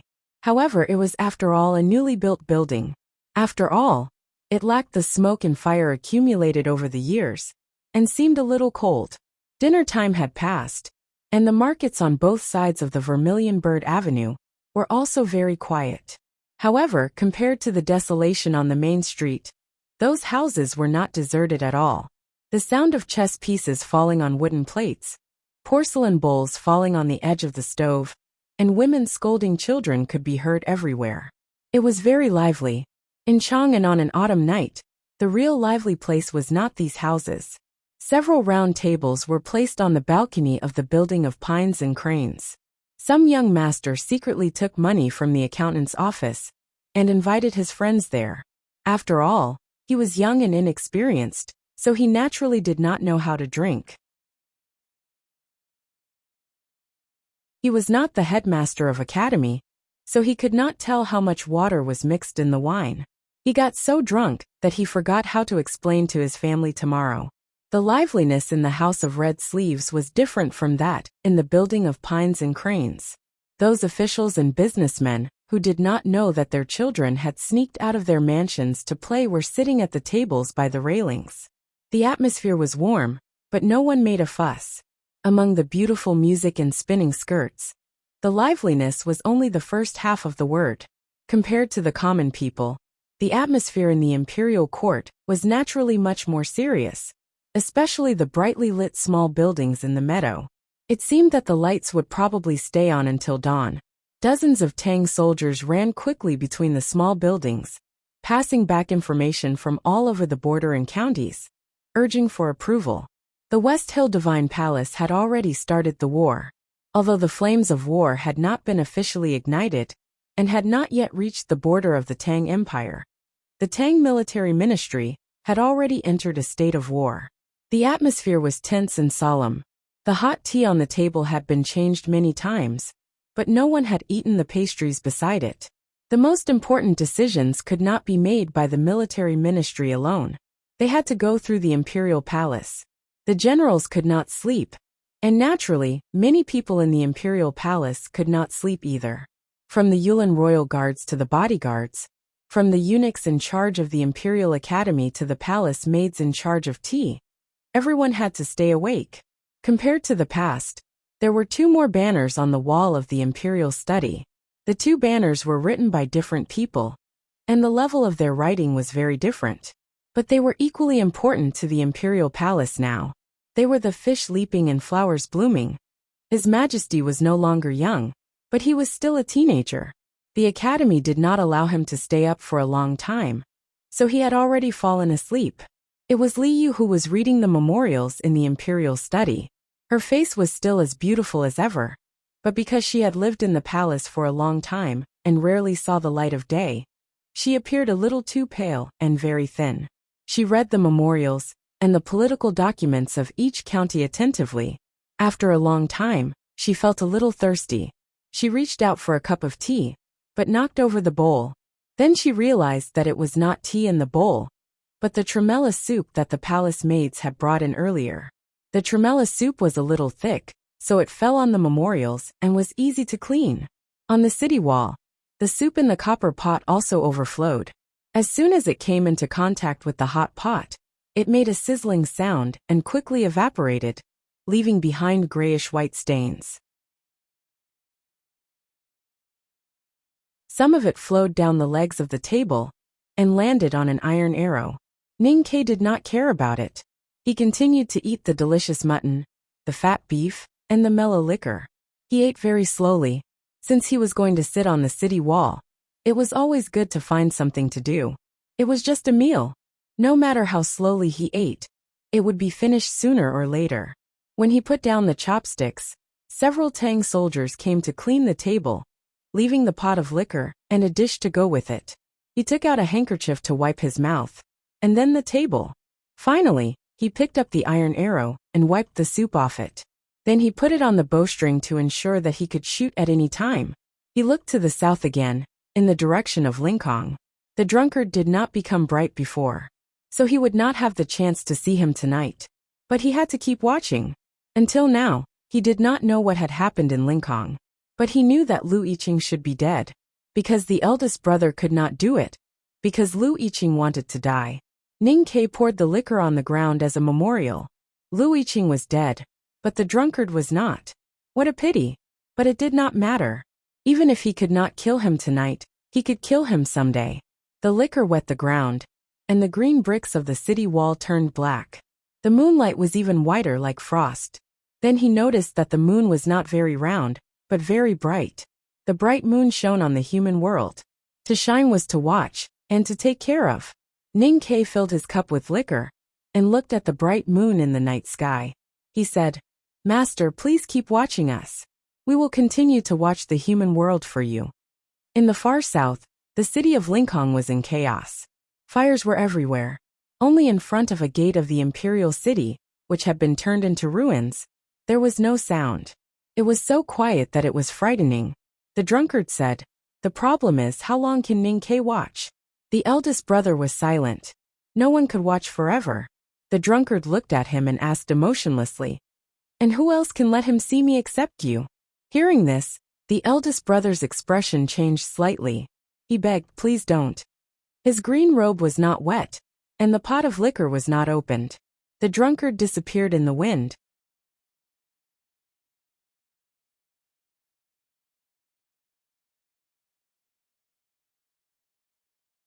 Chapter 10:26. The drunkard left, but the eldest brother didn't. He walked to the front of the carriage and laid Lu Yiqing's body flat on the ground.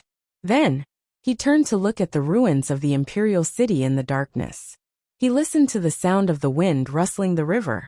He was silent, as if he was waiting for something to happen. His expression was slightly sad and helpless.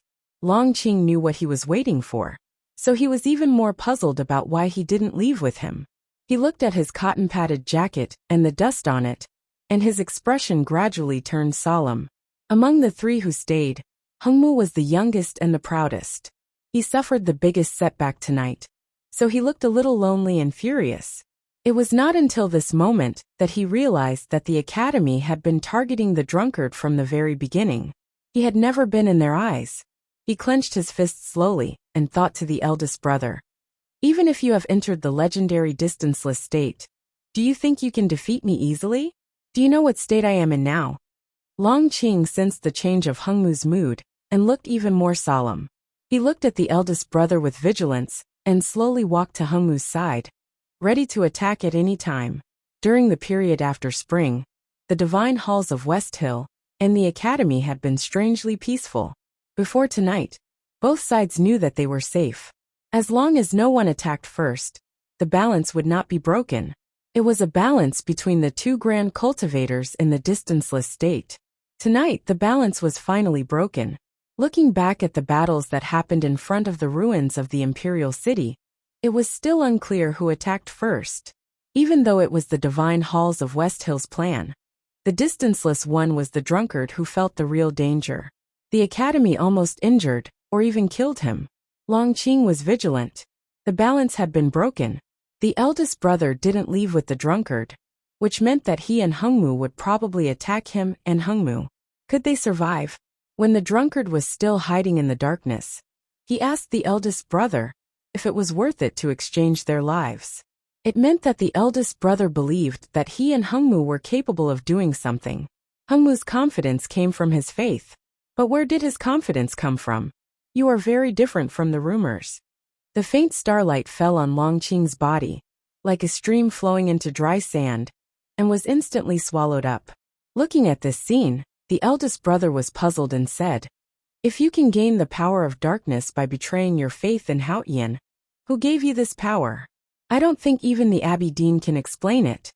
Longqing was very clear that no matter how famous he was in the cultivation world, he was not qualified to be remembered by Mr. First of the Academy. The so-called rumor was probably something Ning Ke had mentioned in a casual conversation. He knew that the Abbey Dean had seen through his state, but as the Abbey Dean had said, if even the Abbey Dean could not explain it, and he could not understand it, then no one could. "Why are you talking nonsense?" Hungmu said. The eldest brother looked at the lad in indigo and said, "The West Hill Divine Palace values beauty, but the real Haotian Taoism values indigo. The Abbey Dean has been wearing indigo all these years. Yi Hongyu also wore indigo when she was comprehending swordsmanship in the stone house by the cliff. Youngest brother also wore indigo when he fought his way up to the Peach Mountain. It's ridiculous for you to wear indigo at your current state." Hungmu was very angry. He laughed even more innocently and said, "Let's not compare with the Abbey Dean. But to say that the judge and Ning Ke are more qualified than me to wear this indigo robe, Mr. First's taste is really ridiculous." The eldest brother looked at him and said calmly, "Is passing that threshold the source of your confidence?" Hungmu was shocked when he heard that. He did not expect that the eldest brother could see through his real state that he had been hiding. He said indifferently, "Since you have seen through it, why shouldn't I be confident?" The eldest brother looked at him and said, "As the youngest cultivator in history to pass that threshold, you should be proud and confident no matter how you look at it. But it's a pity that you did not pass that threshold by yourself. You were carried over by Haotian, so you are still a baby now." Longqing suddenly said, "I don't understand why Mr. First said this now. Because I don't understand why he dared to leave." Suddenly, the eldest brother showed an expression of understanding. He sighed and said, "Light and darkness are the two sides of Haotian. How stupid I am to only understand this now." Longqing said, "Mr. First is wise." The eldest brother said, "If Hungmu had your current state of mind, it would be more troublesome." Longqing said, "If that's the case, you shouldn't wait now. You should take action." The eldest brother looked a little lost and said, "Can I bear the price of taking action?" Longqing said, "You know what he is going to do." The eldest brother nodded and said, "Yes." Longqing said, "Since you are hesitating whether to take action, you should at least follow him." The eldest brother said, "Even if I follow him, I can't stop him. I can only be a passerby. That will be more painful." Longqing said, "Isn't waiting here and guessing what is happening in the distance the most painful?" The eldest brother said after a moment of silence, "What the eye doesn't see, the heart doesn't grieve over. It's always better if you can't see." Youngest uncle said that a gentleman should stay away from the kitchen. That's probably the reason. Hypocrite. Hungmu scolded bluntly, "The academy is a bunch of hypocrites." The eldest brother said, "Maybe, I am indeed a hypocrite, but I can't represent the academy. If it were Jun Mo or third sister here tonight, they wouldn't say as much as I do." Hungmu stopped talking, because he found that it was hard to treat a hypocrite as a hypocrite, and it was hard to have any malice towards him.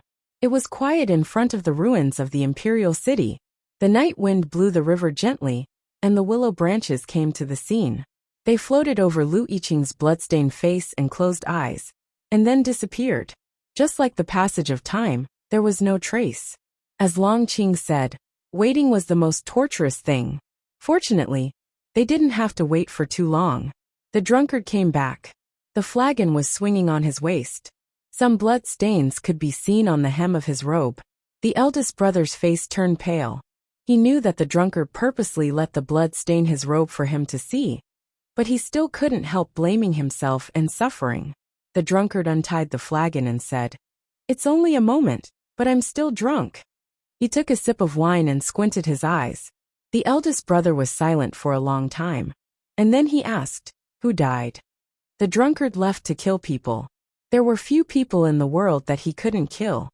The one who died was also a good drinker. The drunkard recalled the scene when he killed people and said with emotion, "I went to Chuzhou before." The eldest brother said, "Chuzhou of the Tang Empire?" The drunkard said, "Yes. Chuzhou is surrounded by mountains, and there is a pavilion on the east mountain. The pavilion was built by a governor." The eldest brother said with a trembling voice, "The governor of Chuzhou was honest and loved the people." The drunkard said, "He was as honest as water, and loved the people as his own children." The eldest brother said, "He was a true sage." The drunkard said, "A sage loved wine." He was indeed a sage. The eldest brother said, "But you killed him." The drunkard said, "If the governor of Chuzhou was not a sage, I wouldn't have killed him." The eldest brother asked with a trembling voice, "Why?" The drunkard looked at him and said calmly, "Because the more virtuous the person died, the more pain you will feel."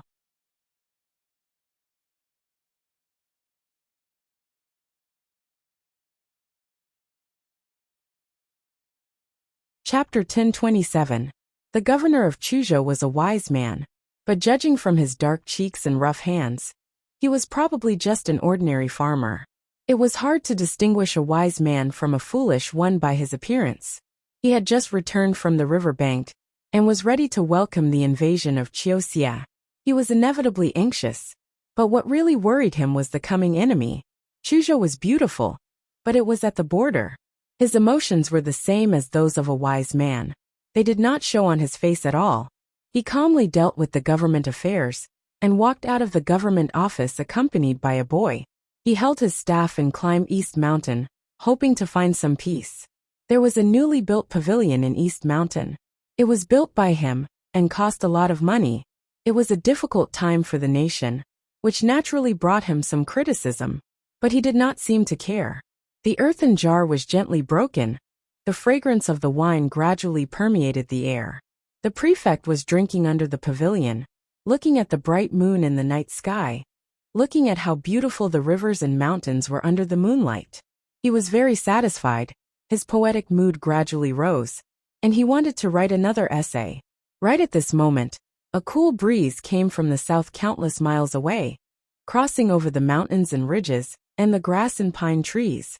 It circled around the pavilion 3 times before entering and lingering for a moment before leaving. The governor was dead. He had died quietly just like that. He did not have time to recite the poem or write the travel that would be fascinating for thousands of years. He did not leave any paper or ink or say anything to the people of Chuzhou. He died just like that. In front of the quiet imperial city ruins in Linkhong, the eldest brother looked at the direction of Chuzhou and kept silent for a long time. He asked with a pale face, "What good will it do for you to make me and the Tangs suffer?" "Because I am very afraid of death. The longer I live, the more afraid I am."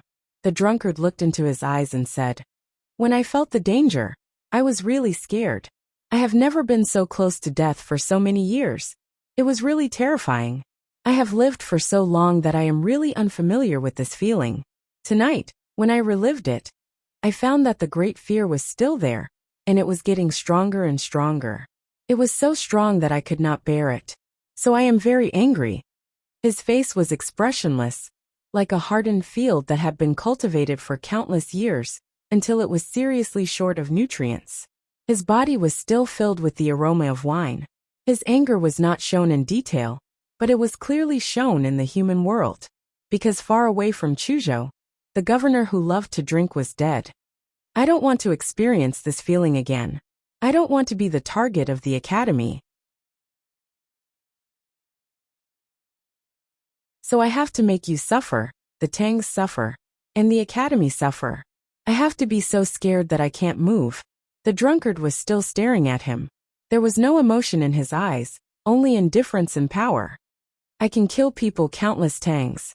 As long as I have the thought, you can't stop me no matter how fast you are.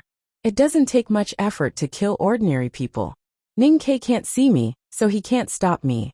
You can only watch me kill people and be tortured until you collapse. The eldest brother's body trembled slightly. He clenched his fists tightly, as if he was already in pain. The drunkard continued, more than 100 tens of millions of people will die. So unless you are sure that you can kill me, the Academy should not try to kill me again. Even if you don't want to kill me, don't want to kill me even if it's thinner than a willow branch, or lighter than a catkin. The eldest brother lowered his head, and did not speak for a long time. The willow tree on the moat was silent with him. The willow branches brushed the surface of the moat, and drove the pieces of cloth far away. The willow catkin would arrive in spring next year. He could not wait until next year. The Academy and the Tang Empire could not wait until next year. So what should he do? Suddenly, he looked up at the bright moon in the night sky and said, I can also kill people, right?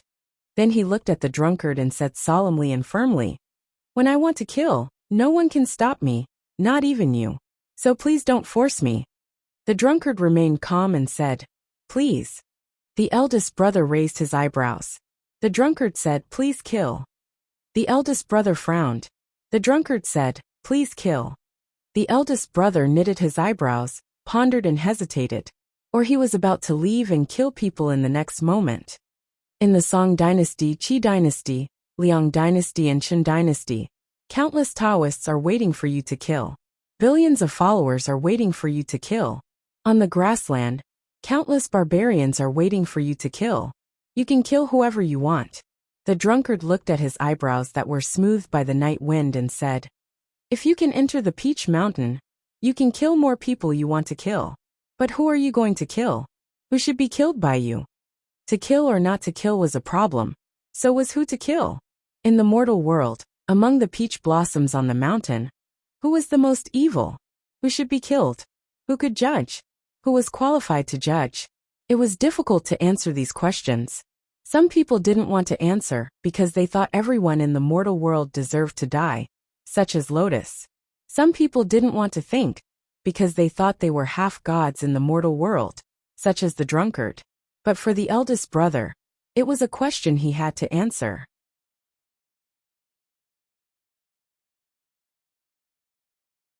He stood under the willow branches by the river, and in front of the blood-stained sedan, thinking for a long time. Lu Yiqing on the sedan quietly closed his eyes as if he was sleeping. The cultivators and ministers by the river were all unconscious. Only the drunkard, Longqing and Hengmu were waiting for his decision. Looking at the cotton-padded jacket swaying in the night wind, and the dust that accumulated for thousands of miles gradually falling, Longqing felt uneasy. He also had an inexplicable expectation. If the cotton-padded jacket really moved, and Mr. First left to kill people, then the world would become a brand new one that no one had ever seen before. In that world, all the order would collapse because the most basic order of life and death would be broken. Two grand cultivators in the limitless state would keep killing people, and no one would know who would die in the next moment. Only one of them could shake the order of the world. Two of them could destroy the world. Hengmu looked at the drunkard and the eldest brother, and finally understood why the limitless state was the most special one above the 5 states. It even became a synonym for that world. The night grew darker, and the river quieted down until it became deathly silent. The human world seemed to be waiting for the moment of deathly silence. After a long time, the dawn finally came. The eldest brother stood in front of the sedan and never left. People gradually woke up. They didn't dare to stay by the river and soon left. The bright moon also left. The warm red morning sun appeared in the sky, illuminating the burnt ruins and new houses in the city of Lincoln.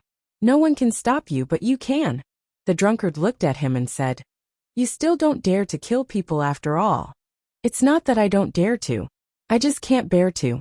The eldest brother had figured it out and said, Everyone has a heart that can't bear to kill people. You regard yourself as a god, so you are not a human. That's why you can kill people. But I can't because I am still a human.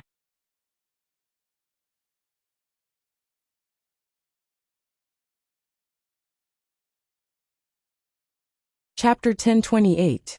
Experience could change one's temperament, and one's level determined one's height. Cultivators were different from ordinary people.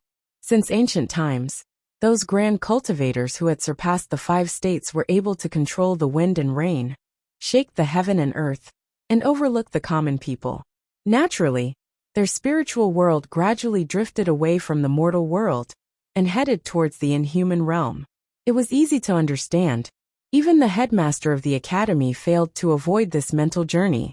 Later on, he and Ning Ke had a change of heart. The method he used to find his original heart was unimaginable. The eldest brother was the fastest person in the world, but his name was Li Man Man because he did everything slowly. Even puberty and the confusion period, after becoming a grand cultivator, came much later than others. But no matter how slow it came, it would come eventually. He once thought about it and had his own opinion or choice. At this moment, he said that the drunkard was inhuman, not because he was praising the drunkard's state, but because he was implicitly criticizing him. A gentle person like him actually criticized the drunkard, which meant that he was extremely angry, no matter how calm he looked. He was angry that the drunkard killed people, sages, for no reason, and would probably kill more people. It was hard for him to understand and accept. Hungmu mocked, hypocritical indeed. The so-called cultivation, no matter entering or leaving the human world, aiming for immortality or nirvana, was essentially the opposite of ordinary people. He once said that the academy was hypocritical, and now he could not help but ridicule the eldest brother again, when he said that everyone had a heart that could not bear to kill others, and insisted on putting himself in the category of ordinary people. The eldest brother recalled the conversation at the back of the mountain of the academy and said, "The second brother and the youngest brother both criticized me in the past. The youngest brother was more subtle, while Junemo was more direct. Although the third sister never said anything, I know that she has always looked down on my way of doing things. It is indeed hypocritical. Since I can kill people, I should kill them. If I don't, it means that I am pushing the responsibility to others. Besides, I can always find some people who should be killed." He gradually calmed down and said to the drunkard, "The water is muddy. I can wash clothes and feet with it. But the Sishui River is already red. I can't always walk by the river without getting my shoes wet." The calm words hit some kind of determination, which indicated a great danger for Taoism. Long Qing, who had been silently listening, slightly narrowed his eyes and became serious. "It's useless even if you start killing now." The drunkard looked indifferent and said, "Haotian loves the world, but I am not Haotian." "You love the world, but I am not you. You will suffer when I kill. But what can you do to me when you kill?" Eldest brother asked, "Is there no one or thing in this world that you care about? I've lived for countless years. All my relatives and friends are dead, and all my old friends are gone. Now I'm old, sick, and lonely. I have no love or hate in this world. No matter how you kill me, how can I be moved?" The drunkard looked indifferent, but his words were full of vicissitudes. The other three were silent. At this moment a light rain fell. The rain washed away the dust on the ground, softened the willow leaves by the river, and wet the hair. It brought a cold autumn feeling to the world. In the autumn rain, the eldest brother looked at the drunkard and said, "So I will definitely lose?" The drunkard said, "You fear what you love. You have to lose." Longqing and Hungmu left the imperial city in the rain. They led 2,000 papal cavalrymen of the divine halls of West Hill toward the Great Swamp and the Kingdom of Song. In the bleak misty rain, millions of people would die. The autumn rain was getting heavier and heavier. The eldest brother stood in front of the sedan, and Lu Yiqing's body with his head lowered. The rain had wet his hair and drooped on his forehead, making him look a bit miserable. The world was flat, but the rain could not be completely uniform. Otherwise, there would not be disasters and floods in the human world. However, the autumn rain strangely covered most of the mountains, rivers, and cities. Fortunately, the rain was not heavy. It was not as frightening as the year when the headmaster of academy ascended to heaven, but more like the spring rain that wet people's hearts. It was also raining in Chuzhou. The eaves of the pavilion on the east mountain were wet. People's clothes were also wet. 2 old servants knelt in front of the governor's body and cried. The officials and gentry, who came from the city in the early morning, were pale and shocked. No one noticed what a man who looked like an advisor was doing on the pillar of the pavilion. Although the scenery on the East Mountain was beautiful, it was too high for tourists. No one understood why the governor, who was known for his honesty and love for the people, would mobilize people to spend money to build such a pavilion on the top of the mountain at such a critical time. No one knew that the pavilion, which had brought the governor a rare negative comment, was actually a transmission array that could send some simple important information to Chang'an. Such a transmission array cost a lot of money. Even with the rich resources of the Tang Empire, it could only build a few of them, one in Heilun City and one in Tuyang City. Chuzhou was facing the Yan Kingdom and the Song Kingdom, and its strategic position was getting more and more important.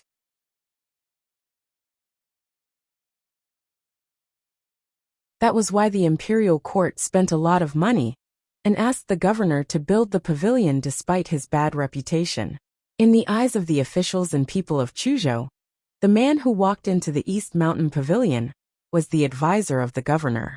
But in fact, he was a secret guard of the imperial palace. His task was to activate the pavilion. The East Mountain Pavilion sent the first piece of information to Chang'an. It was not about the invasion of the Yan Kingdom and the Song Kingdom, nor the collapse of the river bank. It was a letter of death. The person who built the pavilion was dead. It was also raining in Chang'an. The rainwater flowed along the bright yellow eaves of the palace and washed the chrysanthemums in the imperial garden. The chrysanthemums in the imperial garden looked even more beautiful and beautiful. The yellow flowers overlapped each other and were extremely pleasing to the eye. In the imperial study, Liu heard the news of the governor's death from the small building and was silent for a long time. She looked at the chrysanthemums outside the window and was silent for a long time.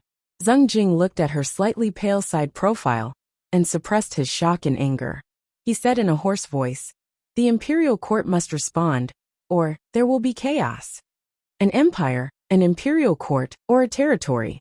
What maintained these terms could be spirit, courage, or historical inheritance. However, what was truly important was the administrative organization. In other words, the various levels of officials were the most important. No matter how perfect the system was, it still needed people to carry out the specific management. When the officials could die at any time, when the officials found that they could die at any time, the management system of the empire would be on the verge of collapse and irreversibly. The governor of Chuzhou was dead. The imperial court must respond. They could find and kill the murderer, hide the truth, or stop the enemy. Since the truth could not be hidden, there were only two other choices. There were only 2 or 3 people in the world who could go deep into the country, ignore the imperial center administration and the academy, and silently kill the governor of Chuzhou. No matter who they were, the imperial court of the Tang Empire could not deal with them, even if the Tang Empire was the most powerful country in the world. Because those people were beyond the scope of the secular world. Liu was very clear about this. She looked at the chrysanthemums outside the window and said, "Let the academy handle it. Kill that person, or find a way to stop him. But Ning Ke, you still have to kill that person. Otherwise, how can Mr. Ouyang rest in peace?" Ning Ke was eating noodles on the city wall when he got the news of the governor's death. In the past dozens of days, he had been living on the city wall because he had to look down on the human world and wait for the right time. He did not know the governor of Chuzhou, but he had heard of his virtuous name. He felt a little sad and then fell silent. Last night, when he aimed the iron bow at Linkong and waited for the drunkard to show up, he knew that the drunkard would definitely fight back if his and his senior brother's plan did not work. But he did not expect it to come so soon. The drunkard and the butcher were special in the history of cultivation. They were accompanied by time, and their state was unfathomable. They had already transcended the mortal world. If possible, the academy did not want to be enemies with them. But now that they had surrendered to Haotian, they became the enemies that the academy wanted to kill the most. The academy had been preparing to deal with the drunkard and the butcher since a long time ago, but they had never come up with a practical way. The arrangements made in advance were also filled with a sense of uneasiness.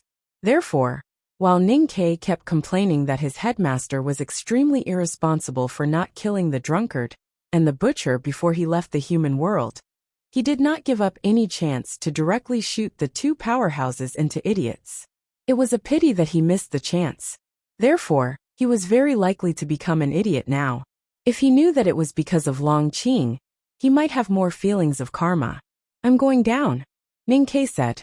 Dozens of Tang soldiers had been taking care of his daily life on the city wall. Those who were busy in the temporary kitchen were the imperial chefs of the palace. People knew that he had not left the city wall for days. They were surprised to hear that he was going to leave. It was not a trip. He could leave as he wished. Ning Kai walked down the city wall and walked on the bluestone ground that was wet by the autumn rain. In autumn, the leaves on both sides of the Vermilion Bird Avenue were quickly dyed red and yellow. After the morning rain, countless leaves fell from the branches and piled up like colorful waves on the street, almost knee-deep. In a short time, the drunkard would not give him another chance. The powerhouses of the West Hill Divine Palace would also become very cautious. Moreover, they would not dare to enter Chang'an. Therefore, it was meaningless for him to stay on the city wall. Now the problem he had to solve was how to stop the drunkard from killing. If he allowed the drunkard to continue killing, the Tang Empire would be overturned before the armies of the West Hill Divine Palace and the Golden Tribe Royal Court came. The drunkard did not do this before because he was afraid of the academy and the headmaster of the academy. Also, although he yearned for the divine kingdom, he did not want to destroy the human world. Now that he was going crazy, how should the academy deal with it? If the headmaster of the academy and the youngest uncle were still alive, it would be easy.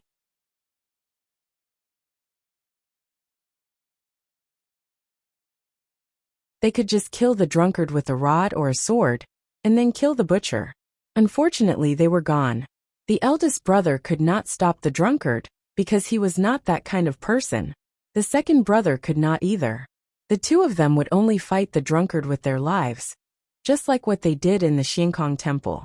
When it was not necessary, Ning Kai looked down on this method, because he always thought that his life and the lives of his senior brothers and sisters in the academy were more important than the lives of others. No matter if one was the drunkard or the butcher, the chief monk or the abbey dean, they were not qualified to exchange their lives. Therefore, he disagreed with Chao Xiaoshu's arrangement and did not consider what his two senior brothers would do. If the third sister were in Chang'an, what would he do? If Lotus were still alive, what would he do? Ning Kai walked among the yellow and red leaves and breathed in the fresh air in the autumn rain. His mind became very clear, and he knew what he should do. It's rare to see 3,000 words. That's an improvement. I hope I can keep it.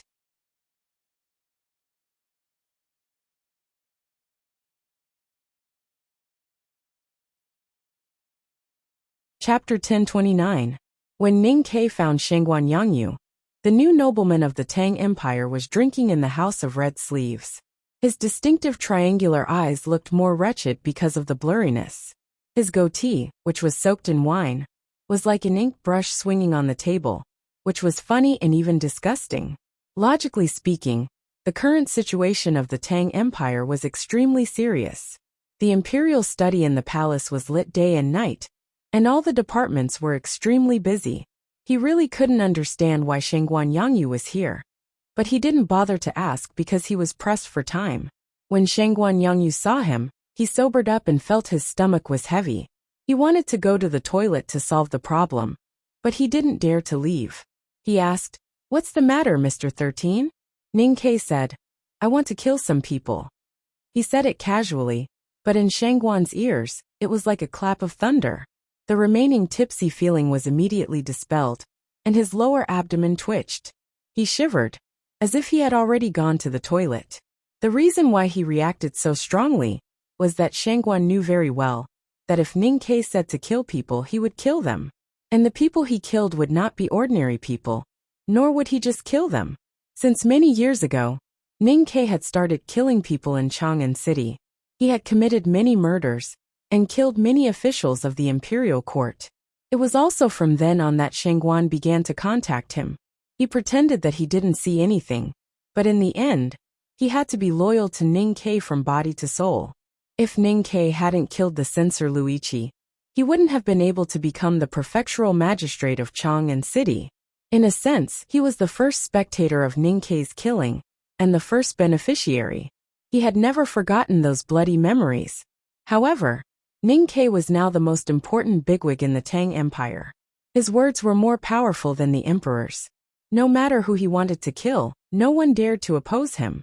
So why did he come to him? Shangguan Yongyu couldn't understand, and his expression became more humble. Ning Ke knew what he was thinking, but he didn't explain. He looked at him with interest and said, "You don't want to help me? What are you talking about?" Shangguan Yongyu looked determined. Seeing that no one in the building was paying attention to them, he lowered his voice and said firmly, "Even if you want to kill your way into the palace, I will follow you." Ning Ke was satisfied with his attitude and led him out of the house of red sleeves. Shangguan Yongyu did not dare to say anything. He grabbed the front of his robe and followed him into the puddles on the street. Perhaps it was because of the cold autumn rain. His face looked a little pale. His performance in that war was outstanding, and he had been promoted many times.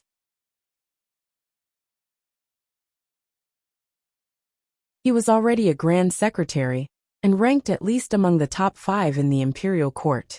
But he was very clear that the fundamental reason why he could have his current position was that Ning Ke and the academy trusted him.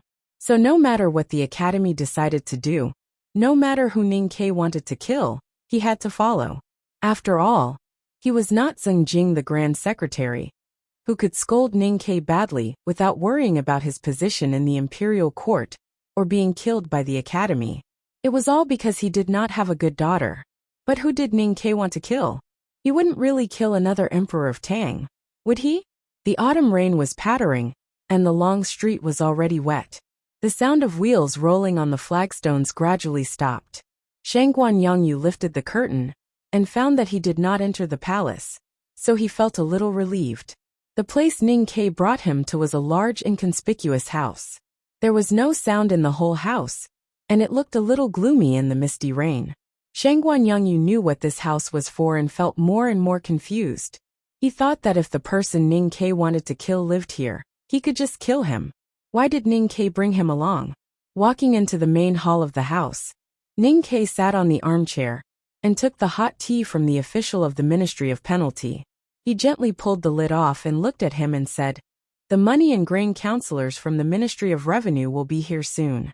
After saying this, he looked at the corridor outside the hall that was wet by the autumn rain and sensed the looming chi of heaven and earth lock in the air.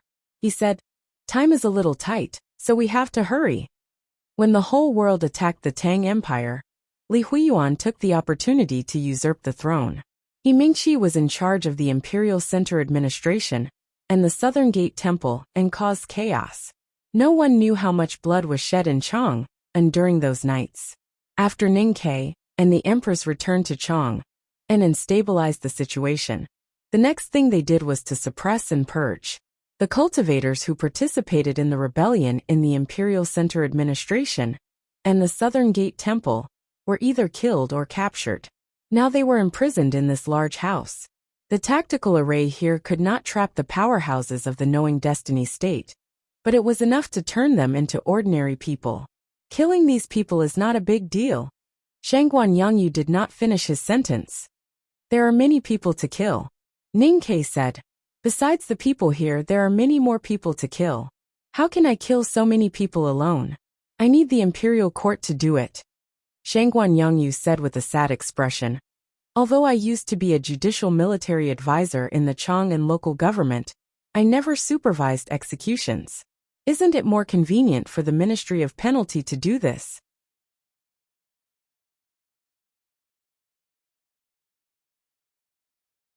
I can judge whether they are dead or alive. It's not a matter of supervising executions," Ning Ke said. "As I said, there are too many people to kill today. There can't be any mistakes. The Ministry of Revenue, which is in charge of you, is best at counting the number." Thinking of what Ning Ke said before, The grain advisors of the Ministry of Revenue were coming here. Shangguan Yangyu was extremely shocked. His body stiffened and he thought, do I need the Ministry of Revenue to count the heads? How many people are they going to kill? You should know about the governor of Chuzhou. Ning Ke stood up and walked to the railing. He looked at the curtain of rain and said, you are afraid, so you are fooling around in the House of Red Sleeves. The whole Tang Empire knew that Mr. Shangguan was greedy and immoral. The most admirable thing was that he did not abandon his wife, or that he feared his wife like a tiger. It was strange that such a person was drinking in a brothel early in the morning. Listening to Ning Ke's words, Shangguan Yangyu was silent for a long time. Then he said tiredly, yes, I am indeed afraid. I don't want to die quietly. Ning Ke said, as long as you are in Chang'an, I can guarantee your life. Shangguan Yangyu looked at his back and said, what about outside the city? The academy can't guarantee the lives of the officials of the imperial court. How can they not be afraid? Ning Ke turned to him and said, what you said makes sense. So I want to kill people today. I want to kill a lot of people. Only in this way can we hope that they won't dare to kill our people. Shangguan Yangyu's triangular eyes suddenly brightened. He knew what the academy was going to do. But the next moment his eyes dimmed again, because this might not solve the problem.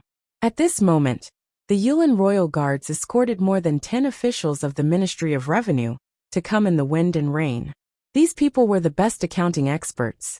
They could count everything correctly, including the number of people. So Ning Ke could start killing.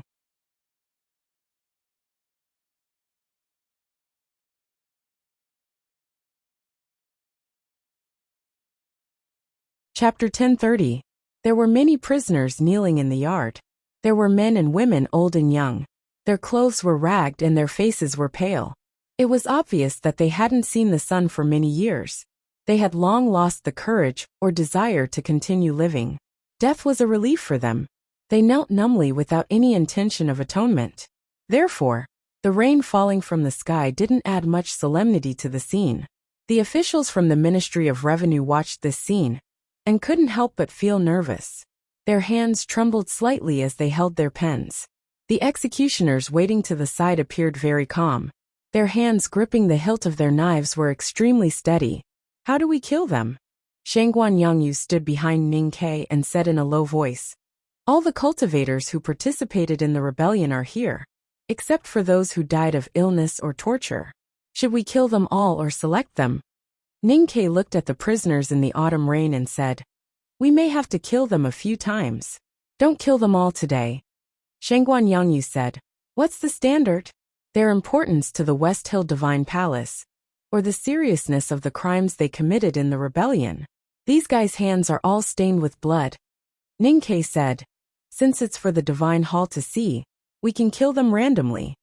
Shangguan Yangyu didn't understand and asked confusedly, randomly? Ning Ke waved his hand and said, it means randomly. The officials from the Ministry of Revenue looked at each other. Even the experienced killers who were holding their knives were a little stunned. Only Shangguan Yangyu didn't hesitate and waved his hand at the rain, indicating that he would kill half of them first. The blades cut through the rain and landed on the necks of the prisoners. They easily cut through their muddy skin and dry muscles, and cut through their bones, leaving behind a puddle of blood that was not bright red. With a snap, the heads fell on the ground like ripe fruits. They bounced twice in the puddles on the bluestone slabs, and then quieted down. The gushing blood was quickly diluted by the rain. Seeing the death of their companions, the prisoners were finally awakened by the fear of death. Their numb nerves regained some vitality. Some of them tried to break free from the ropes and escape. Some of them cried in the rain in despair. Some of them looked at Ning Ke standing in the corridor with hatred in their eyes.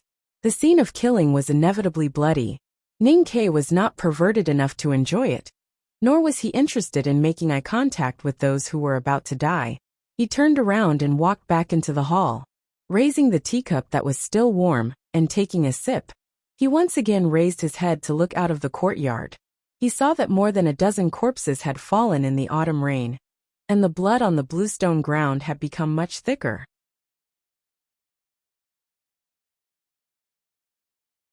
The autumn rain was dreary and hazy. Killing in the courtyard was like weeding. Other than the sound of a blade cutting into flesh and breaking bones, there was only the sound of a corpse leaning forward and crashing into the ground, splashing the water in the puddles. Ning-Kei looked at the clear tea in the bowl, thinking about something. Sheng Guanyangyu looked at his profile, not knowing what he was thinking. The officials of the Ministry of Revenue continuously drew marks on the list of prisoners. As the names decreased, their faces became paler and paler. It was unknown what they were thinking. The autumn rain continued, and the frequency of the sounds in the courtyard gradually slowed down. The breathing of the executioners became heavier and heavier. Chopping off so many heads was, after all, a very tiring thing. The coroner sent by the Ministry of Penalty and the relevant functionaries of the Ministry of Revenue poured into the courtyard to examine the corpses and prepare to deal with them. After drinking a bowl of liquor, the executioners rested for a while. It was not over yet. Ning-Kei had said that they would kill a lot of people today. They would move these corpses away and empty the ground in front of the courtyard. When the executioners recovered their strength, they would continue to kill. More prisoners were sent over. In addition to those sent by the Ministry of Penalty, there were also dozens of people sent by the military ministry at Ning-Kei's request. There was no way to kneel on the ground in front of the courtyard, so they had to be divided into several groups. Most of these are just family members. An official of the Ministry of Revenue turned over the prisoner list in his hand and looked at Sheng Guanyangyu in shock. He said, "Are we going to kill all of them?" Sheng Guanyangyu did not answer his question. He looked at Ning-Kei and asked, "Are we going to randomly kill them?" The officials' faces were a little ugly. The hundreds of people who were sent to the court were all family members who were implicated. Even if they knew about the war and did not report it, or even acted as an accomplice, it was difficult to sentence them to death according to the law of the Tang Empire. It was the power of the Ministry of Penalty, or the Supreme Judiciary, to sentence them to death. Were they going to kill them just like that? These hundreds of family members had been imprisoned for several years, but they were still in good spirits. Because they were not cultivators, they were not under any inhibition, so they could still make a sound. At this time, listening to the officials' words, they knew what was going to happen today. They could not help but be terrified and cried out their grievances.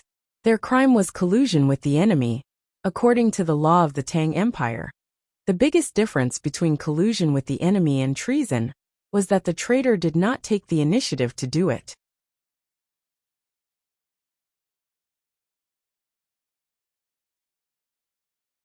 Therefore, the most common colluders were often the family members of the traitor, which was understandable. After the outbreak of the war a few years ago, many Tangs returned from all over the world. 2/3 of the Taoists in the South School of Haotian Taoism had cut off their ties with the West Hill Divine Palace.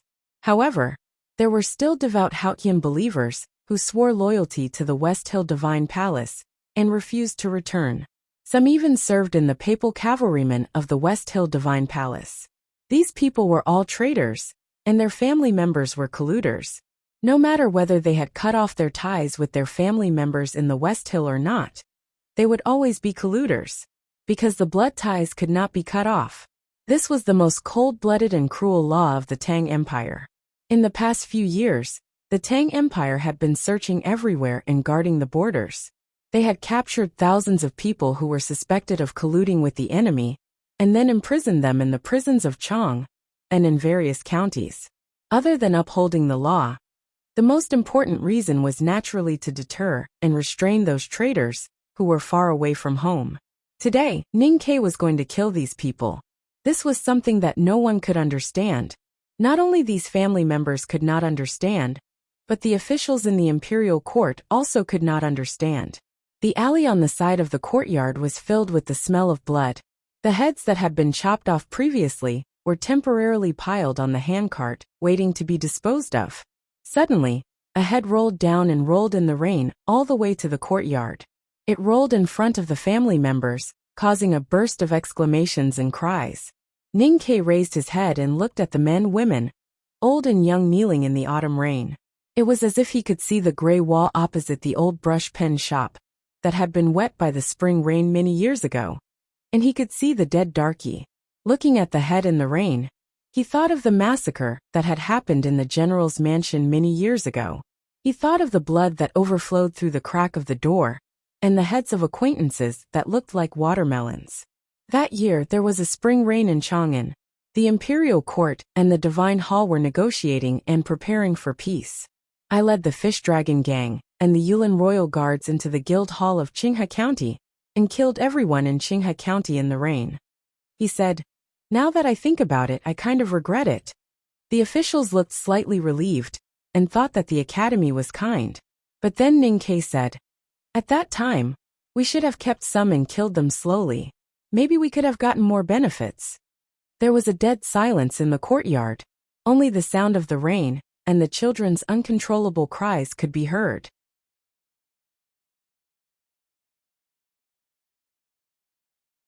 I know that you think you are innocent, and those people in Qinghe County probably feel the same. Even from the perspective of the Tang law or morality, some of you are really innocent. Ning Ke looked at the hundreds of people in the rain and said, "But I don't care." The officials in the courtyard and the Yulin royal guards were all Tangs. They cared about these things very much, so their faces were a little ugly. But Shengguan Yangyu did not care. He slowly raised his right hand in the autumn rain. He and Ning Ke were both atypical Tangs.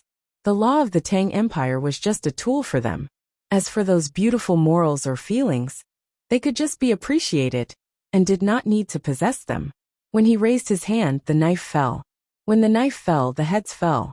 The old cheeks, the young cheeks, and the childish cheeks instantly became extremely pale because of the loss of blood and being washed by the autumn rain. There was no breath of life left.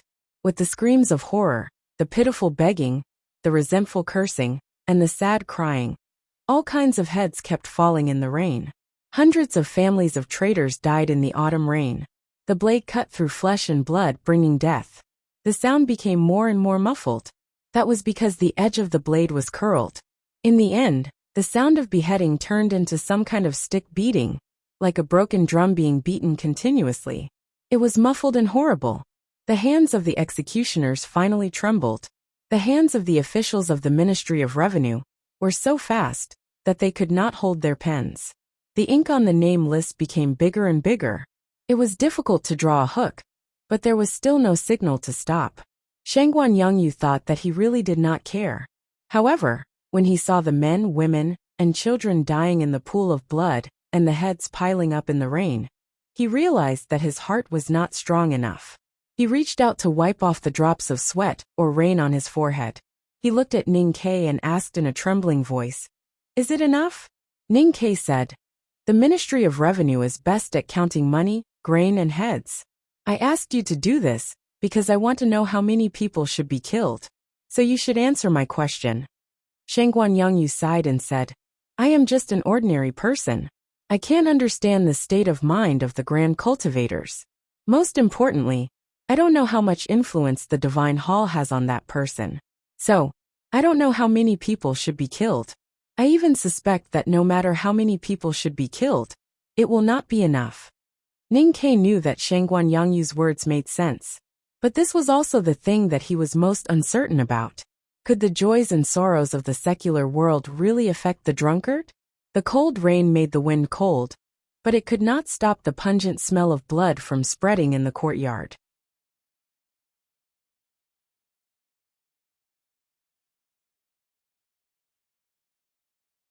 He looked at the thick blood that the rain could not wash away and said, "The autumn wind and rain make people sad." Even at this moment, Shengguan Yangyu did not forget to praise. "Good poem." Ning Ke said, "Or do you want to do it?" Shengguan Yangyu said with a bitter smile, "I don't have the mood." Ning Ke reached out to catch the dripping rain on the eaves and said, "It's raining to beat the children. I have nothing to do anyway." Shengguan Yangyu said, "You are so carefree. I actually don't know how many people should be killed. But like I said, I have nothing to do anyway. These people should all die. Anyway, the imperial court needs to spend money to feed these idlers, so I might as well kill them. I kill people when I have nothing to do. The autumn wind and rain kill idlers. It makes sense to say that this is carefree." Ning Ke walked into the rain and turned to the officials and said, "Or, you can try to kill more." The Ministry of Revenue is in charge of the food of the prisoners of war. You should know the number of people. How do you kill them?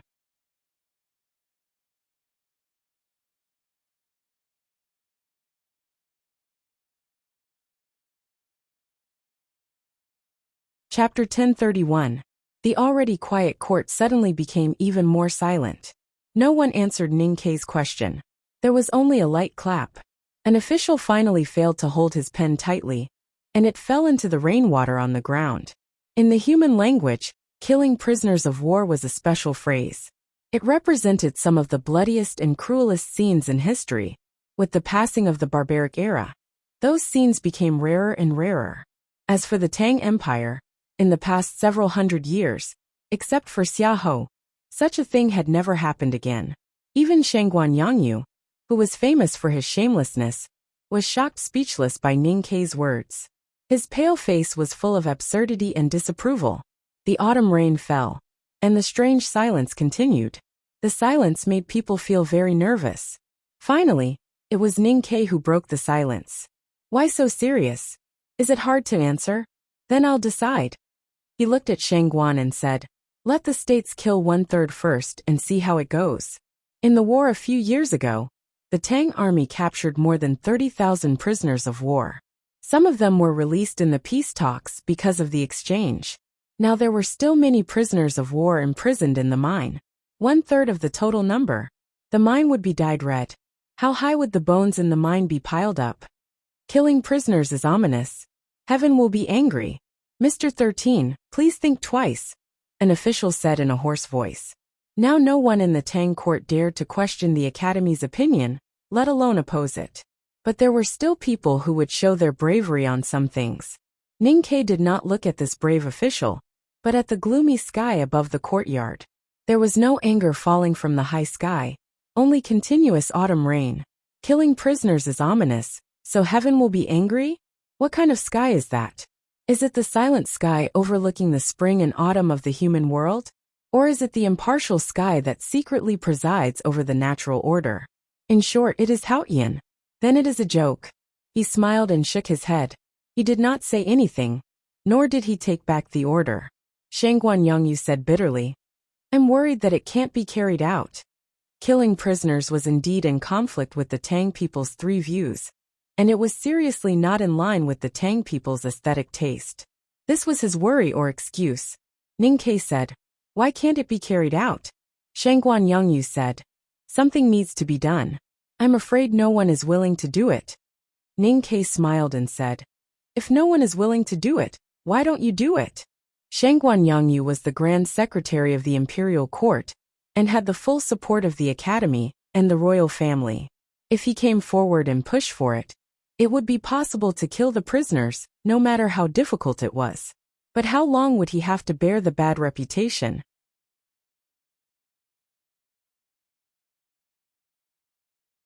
He sighed and said, "No wonder you insisted on bringing me with you today."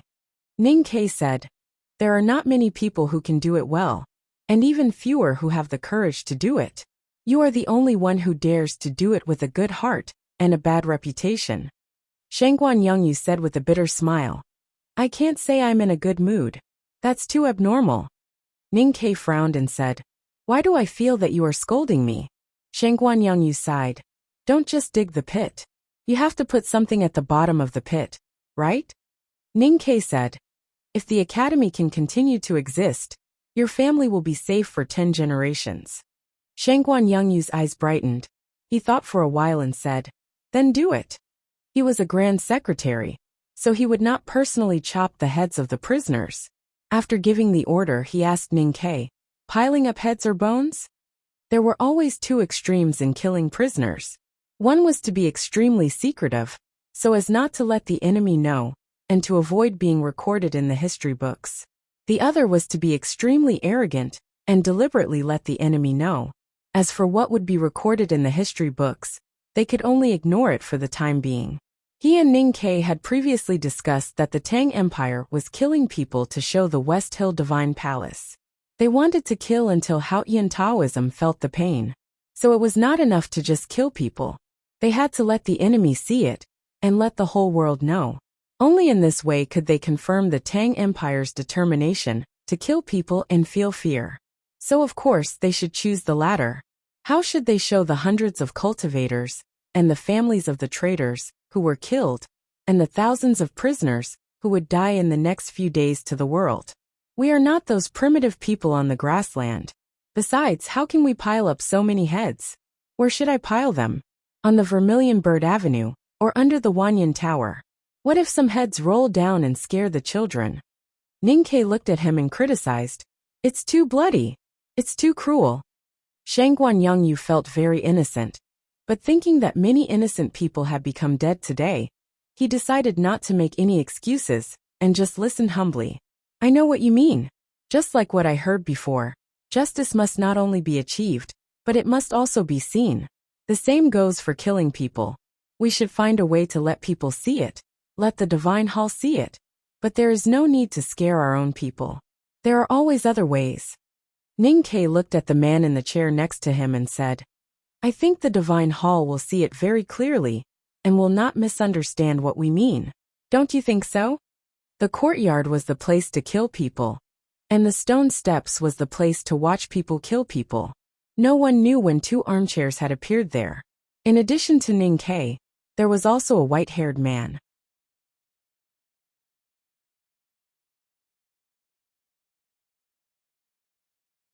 His hair was white, but he did not look old.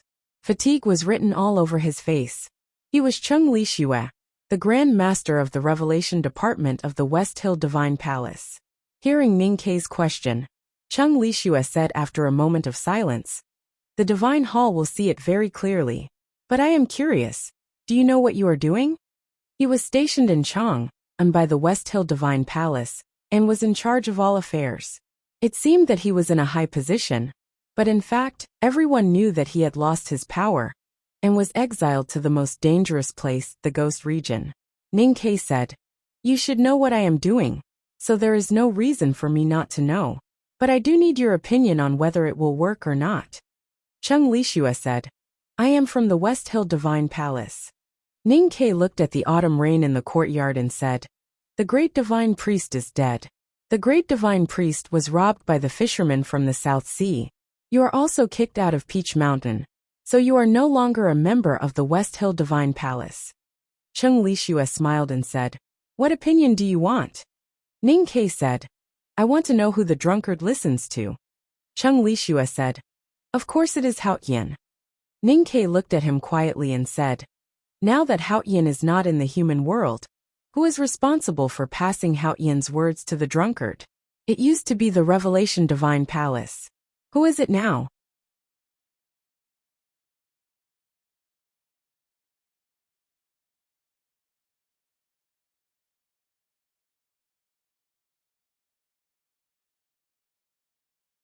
Chapter 1032. I'm not feeling well, and I still have things to deal with tomorrow, so there won't be any updates. Also, I wasn't able to post a review earlier, saying that I was muted. That's really puzzling.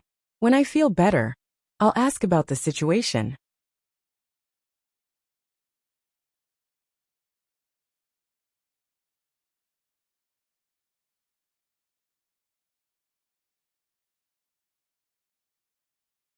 Chapter 1033. First, there were no updates today, so I'm feeling rather uncomfortable.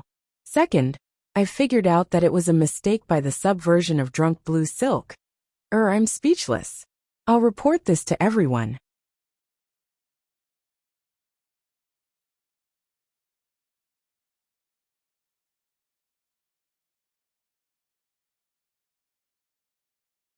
Chapter 1034. Chung Lishue only said one thing. The Abbey Dean has always lived on the Peach Mountain. Ninkei knew what he was trying to say. He looked at the rain and said, Zhao Nanhai wants to be the Revelation Temple. You are still alive. That means something. Chung Lishue was silent. Ninkei turned around and continued. Your words still count in the Divine Hall of Revelation. Otherwise, you would have been dead. Why would the people on the Peach Mountain send you to Chang and for me to kill? I came to talk to you not because of old friendships, but because you are still alive. That proves your power. If you think you are too weak, I can even provide you with some power. I have people in the divine halls of West Hill. Chung Lishua laughed. He knew who Ning Ke was talking about, but he thought it was ridiculous. But he was in a heavy mood and couldn't laugh. Ning Ke asked, "Why are you so quiet?" Chung Lishua thought for a while and explained, "Silence represents will, a very precious will such as piety, determination and faith." Ning Ke shook his head and pointed to the gray sky above the rain. He said, "If your faith in Haotian is pious enough, she should choose you as her successor." The three great divine gods of West Hill had different ways of succession. The great divine god of judgment relied on strength and killing. The great divine god of light appointed the successor, and the great divine god of revelation accepted Haotian's will, and was directly decided by Haotian. When I first met you in the wilderness, General Shu Chung said that you had reached the peak of the see-through state, and was only one step away from the knowing destiny state, just like Long Qing. After so many years, Long Qing has already reached the knowing destiny state, or even the peak of it. But what about you? You are still in the same place, looking at the same scenery. Even the rain this spring did not change you. Ning Ke said with pity, "Haotian gave up on you a long time ago." Chung Lishua said calmly, "The threshold of the knowing destiny state is very high. It's normal that I can't make it. Not many people in the cultivation world can reach the knowing destiny state, not to mention that I am still young." A cultivator in his 30s was indeed young to reach the peak of the see-through state, one step away from the knowing destiny state. But that was the past. Open your eyes and look at the human world now. Ning Ke looked into his eyes and said with slight mockery, "There have been many changes over the years. It rained when the headmaster ascended to the sky, and it rained again when she returned to the divine kingdom in spring. In this era where there are so many people in the see-through state, and so many people in the knowing destiny state, you, the priest of the revelation divine palace, are still in this state. Don't you feel ashamed?" Chung Lishua smiled. There was no hint of bitterness in his smile, because he had already tasted enough of bitterness back in spring. "If it was before that spring rain, maybe you could really convince me. But that spring rain proved too many things. My faith in Haotian has to become devout and firm again, so I dare not be convinced by you." He left the armchair and walked to the front of the stairs. He turned around and said with a smile, "As for who Haotian will choose to be the great divine priest of revelation, you are wrong. She chose Long Qing.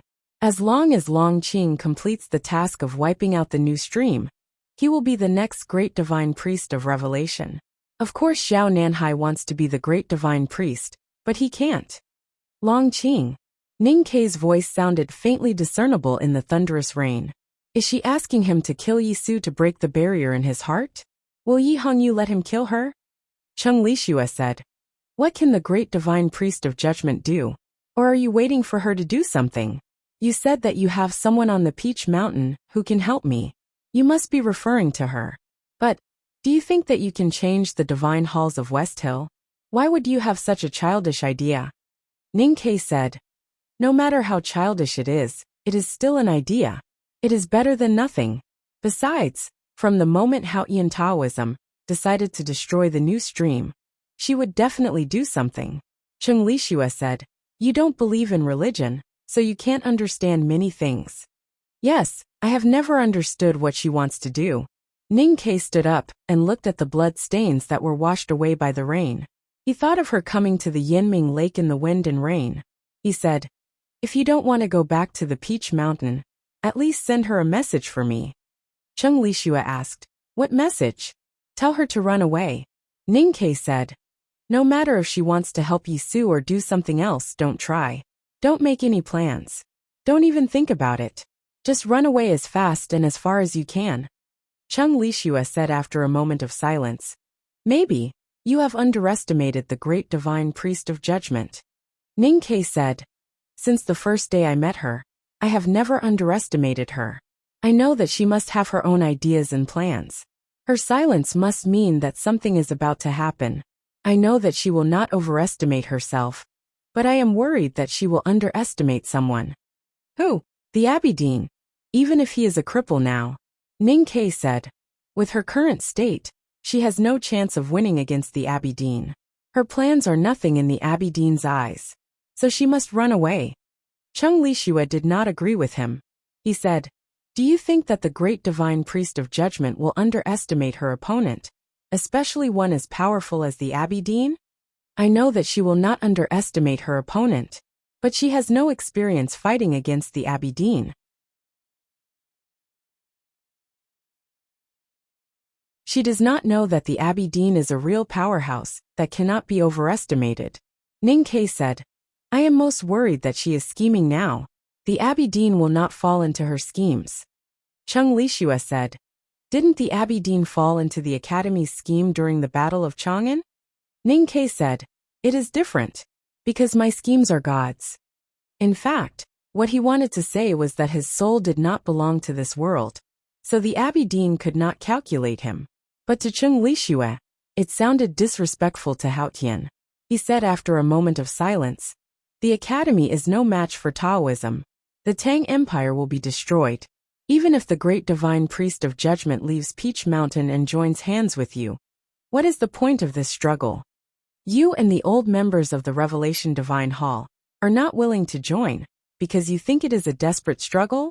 Ning Ke said, "What I don't understand is why everyone thinks that Taoism will win in the end. From the moment Lu Yiqing killed the emperor of the South Jin Kingdom, the world has changed. The outcome of the war has become something that can be decided by a few people." Chung Lishue said, "Judging the situation has become a simple arithmetic problem. It will be much more difficult for you to instigate me and the Revelation Divine Hall." Ning Ke was silent for a moment, and then said, "I really want to know how you calculate it. I went to pick up my wife at noon. She suddenly felt dizzy when she answered my call. She thought it was an earthquake. I told my colleagues and sisters, but no one believed me. After I went downstairs, I saw that the yard was full of people and realized that it was an earthquake. It was an earthquake in Songyuan, and it was quite far from where we are. Then I went home for lunch and bought her some tofu pudding. It was salty and I put it on the table. I didn't notice that the bag was not tied tightly, so it spilled all over the table. There was gravy and white tofu pudding everywhere. After walking the dog, I rubbed between my eyebrows and started to work. She has not been feeling well for the past 2 days. She has been sleeping since noon."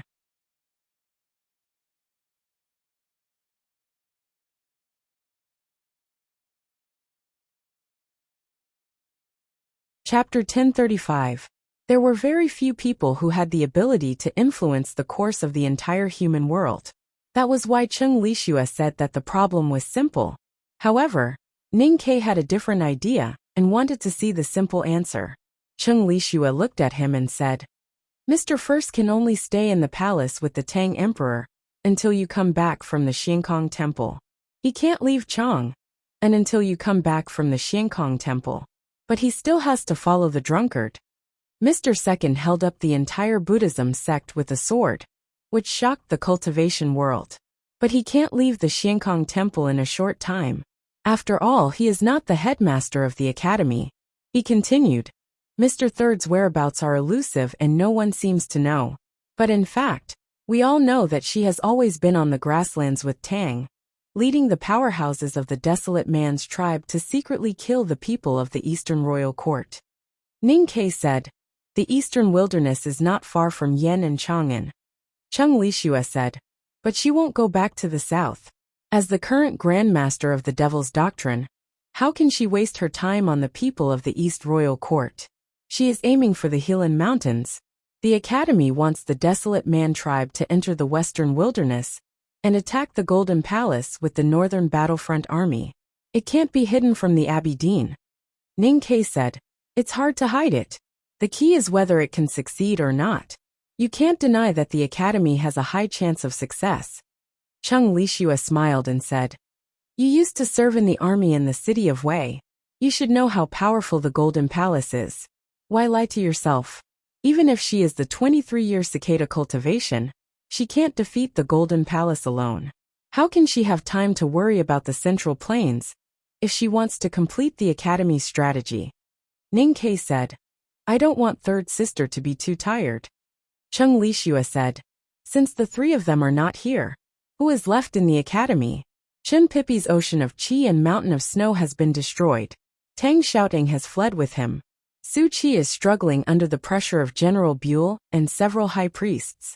How can you and the few people in the back mountain fight against the endless powerful cultivators of Haotian Taoism?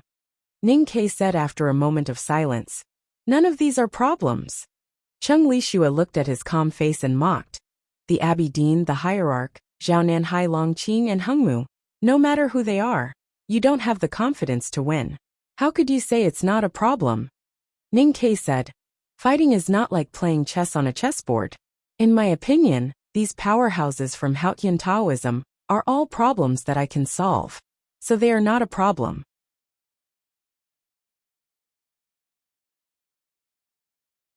In fact, you have missed one person.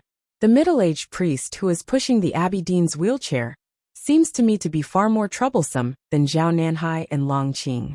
Chung Lishua asked. Why do you think so? Mysterious people always look scarier. Of course, I just think that he's more troublesome. I won't be afraid, because I still think that this is a problem that can be solved. Ning Ke looked into his eyes and said, as long as the drunkard and the butcher can be taken care of, the divine halls of West Hill is nothing to me. This is what I want to give you. From the beginning till now, the Academy's judgment of the situation in the human world had always been clear. They helped the new stream to spread, Chang'an to prepare for war, Yu Lian entered the wilderness, and Jun Mo shook the Xiankong temple with his sword. Whether it was intentional or not, these actions were all to shake the foundation of Haotian Taoism and destroy it as soon as possible. Only in this way could they cut off the source of Haotian's power and help the headmaster defeat Haotian. To destroy Haotian Taoism in the world of Haotian Taoism, they would have to fight many tough battles. The Abbey Dean was now a useless man. Even though he was still wise, he was not as powerful as when he came to Chang'an alone. No matter how many young powerhouses were born in the spring rain, they would not be able to defeat the three masters of the academy.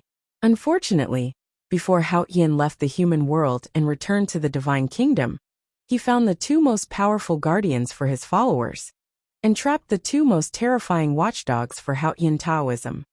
As I said, this is a simple arithmetic problem. Any child who has attended a private tutor for 2 days can calculate it clearly. Who doesn't know who the academy wants to kill? Chung Lishua said. The problem is, these two people are unkillable. Ning Ke said. As long as they are human, they are impossible to be unkillable. Chung Lishua said. In a sense, those two people are no longer human. Ning Ke said. The Abbey Dean was as powerful as the sea and was not immortal. But he was also seriously injured by the academy and was about to die. Chung Lishua said. The biggest difference between the drunkard and the butcher and the Abbey Dean is that they are better at staying alive. They could survive under the gaze of Haotian for so many years and survive the long everlasting night. It seems that time can do nothing to them. Even the headmaster did not do anything. How could you kill them?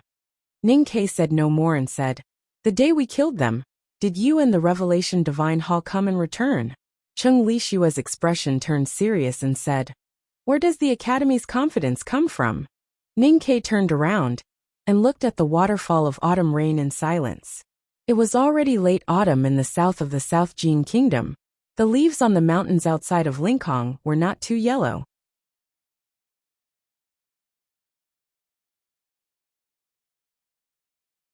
After being washed by the rain in the morning, the leaves were green, as if it was spring again.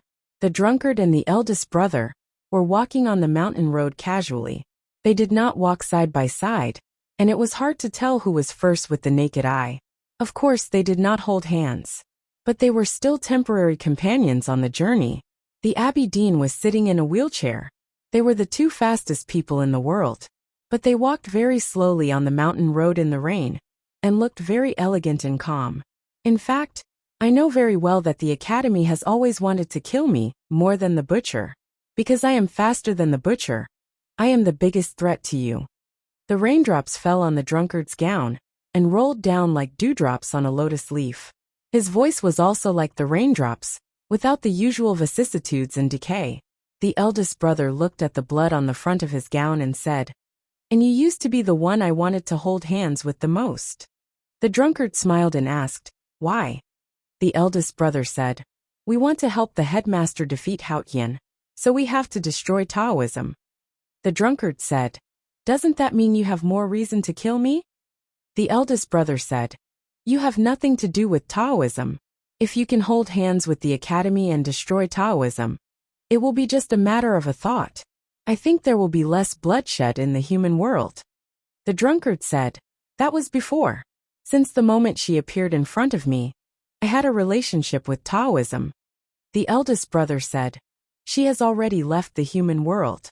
The drunkard smiled and said meaningfully, "They all say that you are the most benevolent, kind, and trustworthy person in the world. I didn't expect you to persuade me to betray my trust." "What do you mean?"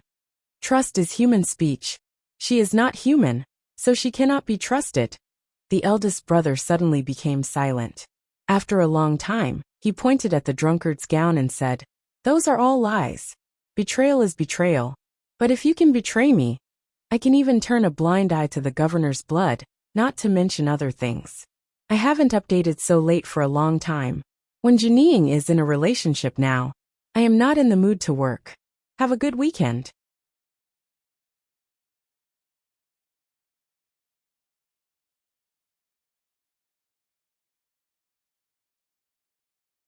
Chapter 1036. The eldest brother was very calm when he said this. His eyebrows were still straight, and his eyes were still straight. But one could feel that behind this calmness, there was a deep and cold pain. The drunkard was also calm when he heard this. But his calmness was serious, because the invitation from the academy was related to betrayal. But he had to believe it since it came from the eldest brother. For thousands of years, he and the butcher did not have many grudges with the academy, or with the headmaster of the academy, until the death of the governor last night. If they could let go of those grudges and join hands, they might be able to destroy the Peach Mountain, burn the divine halls, and destroy Taoism, and shake the foundation of the world of Haotian. It was quiet on the green mountain outside Linkong. He looked at the world in the autumn rain and said nothing. The flagon tied to his waist swayed gently in the wind and rain, like a small boat in the surging waves. The rain gradually thinned, and the clouds above the mountains became thicker and thinner. The light gradually shifted. As time went by, he remained silent, and did not reply to the invitation from the academy. The mountain path was filled with tension and suffocation. The answer, to a certain extent, would determine the direction of the human world. It was reasonable to think about it for a long time. As the sun gradually set and the sky darkened, the twilight dyed the clouds red, and then burned them to ashes. The night finally came, and the bright moon appeared in front of them. Finally, he broke the silence and gave his answer. The drunkard's answer was very simple. He only said 2 words, "No." The moonlight shone on the eldest brother's cheeks, and he looked a little pale. "Why?" "Because Haotian is omnipotent." The drunkard looked at the moonlight on his face and said calmly, "That spring rain, Hungmu, the barbarian youth in the north, and the former Abbey Dean are all proofs. For countless years, the butcher and I have hidden in the human world, and watched Taoism rule the world. I have seen too many similar scenes. Although Taoism has never had a human as powerful as your headmaster, Haotian has proved too much." Hearing this, the eldest brother shook his head and pointed at the night sky. He said, "The headmaster once said, and more than once, that Haotian is omniscient and omnipotent. But he never really believed it. That's why he went up to the sky and fought against heaven. That's why there was a bright moon in the human world." His finger was pointing at the beautiful moon in the night sky. The drunkard followed his finger and said, "But look, the face of the moon has been changing secretly. Ordinary people can't see its darkening, but how can you and I not? In the eternal night, the headmaster was the only moon. The dimming of the moon meant that the headmaster was gradually weakening."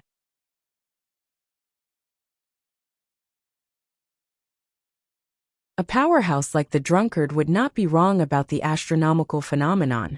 In fact, the academy was well aware that it was a fact. The disciples, including the eldest brother, had been in a state of anxiety. "But since it's still lit up, there's hope," eldest senior brother said. The drunkard shook his head and said, Even if it can shine for tens of thousands of years, what's the point to me? What I want is eternity. Apart from Haotian, who can grant me eternity? If your teacher can't do it himself, how can he help me? Since the academy can't give me what I want, how can they convince me? Eldest brother was silent for a long time before he asked, "Are these really that important?" The drunkard looked at him and said, "The meaning of life is to survive." The eldest brother said, "Shouldn't it be experience?" The drunkard sneered, "Only those who can't be eternity will ignore the meaning of eternity. Only those who can't eat grapes will say that it's sour, and say such sour and useless nonsense." Eldest brother sighed and said, "Then in your opinion, the word love must be sour and useless. As I said before, I have no love for the human world. What is love? After all, you are still too young and not old enough. You don't understand that in the face of time, these words are really insignificant." Speaking of this, the drunkard's eyes revealed some sadness and nostalgia. He said, "I am old enough, I have lived long enough, and I have seen enough things. Joys and sorrows, parting and reunions are constantly replayed in front of me. For me, there is nothing new in the world, so why can't I see through it? Time will kill all your old friends, turn your new friends into old friends, and then kill them again. You will become a wise man who is indifferent to love, and you will become a walking corpse whose body and soul are rotten. But at the same time, you will think a lot, and you will finally understand that the meaning of life is to exist, and there is nothing else to ask for." He looked at the night sky and said calmly, "I have been with this damn thing time for too many years. I know very well how invincible it is, so I will not miss any opportunity to defeat it." The drunkard tonight was a little different from before. In the past, no matter in the small town or in the Shinkong temple, he was not powerful, like a stone in the wilderness. But now, he was a steep mountain, because in the past, he restrained himself without thinking and went with the flow, like a rotten wood or a stone that could not speak. But tonight, he was thinking and expressing his thoughts, so the mountain came to life. Hearing this, eldest brother was silent for a moment, and then asked, "Then what about freedom?" The drunkard said, "What is freedom? It is mastery, understanding, and the boundary of knowledge and vision. Indeed, it is more wonderful than love and desire. But who can be free?"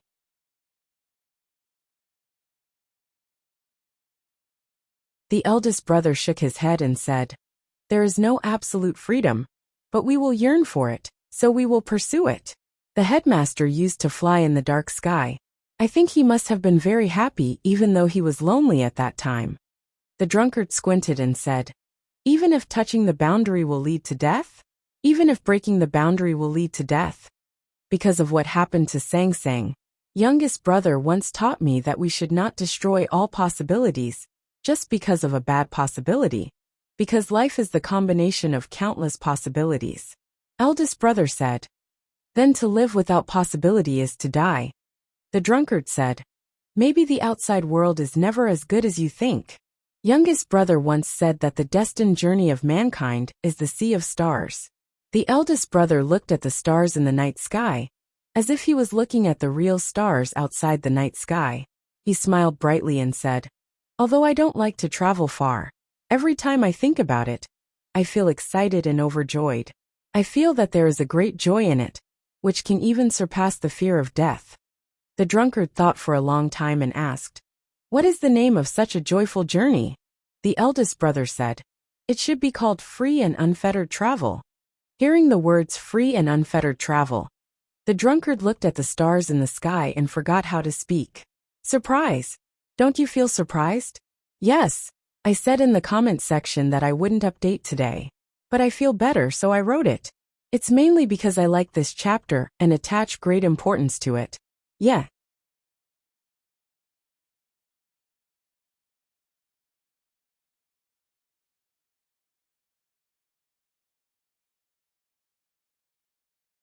Chapter 1037. The drunkard looked at the stars in the sky and kept silent for a long time. The emotion in his eyes did not dissipate, as if he had drunk too much wine and strayed into the depths of the sea of stars. He was so drunk that he did not know where to go back even if he knew. Or it's really beautiful. He looked at the stars and his eyes suddenly showed some fear, like a child seeing the strange world on the other side of the mountain. He was full of fear and uneasiness, and his voice trembled. But it's also terrifying. The sweetest honey was often the most poisonous arsenic, and the most beautiful yearning was sometimes the greatest fear. It was good to be free, but bad to have nothing to rely on. Everything depended on one's thoughts.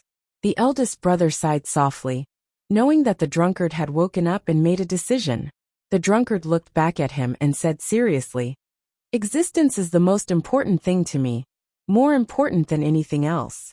I can give up a lot for it." The eldest brother said, "Existence and pursuit are not contradictory." The drunkard said, "But the pursuit of the academy is contradictory to the will of Haotian." The eldest brother said, "What does Haotian's thought have to do with our existence?" The drunkard said, "I can exist for so many years because I will never fight a battle that I will definitely lose. Even your headmaster can't defeat Haotian, how can I?" The eldest brother kept silent for a long time and suddenly said, "What about the academy?" The drunkard slightly raised his eyebrows. The eldest brother looked at his eyes quietly and said, "If you don't go against Haotian, you will go against the academy. You don't have the confidence to defeat Haotian, so how can you be sure that you can defeat the academy?" The drunkard's raised eyebrows turned into two still strokes in the night wind. The eldest brother said, "If we can't instigate a rebellion, we will settle it anyway." The drunkard said, "What can the academy do?" The eldest brother said, "The academy will fight desperately." The academy once fought desperately in the Lank Temple in the autumn rain. Later in Chang'an in the verdant canyon, and in the wilderness, the academy once fought desperately against the enemies with their own lives. The disciples of the academy were proud, and even narcissistic. They valued their own lives and the lives of their peers more than anything else. When they started to fight desperately, it meant that they were in a desperate situation, and they would certainly burst out with unimaginable brilliance. The sage of sword Lu Bai, the chief monk of scripture, and the abbey dean. No matter how powerful the academy's opponents were, once they started to fight desperately, there would be no one or Haotian that they couldn't defeat. Would the drunkard and the butcher be exceptions? What's interesting is that those in the academy who are willing to risk their lives can't catch up with me.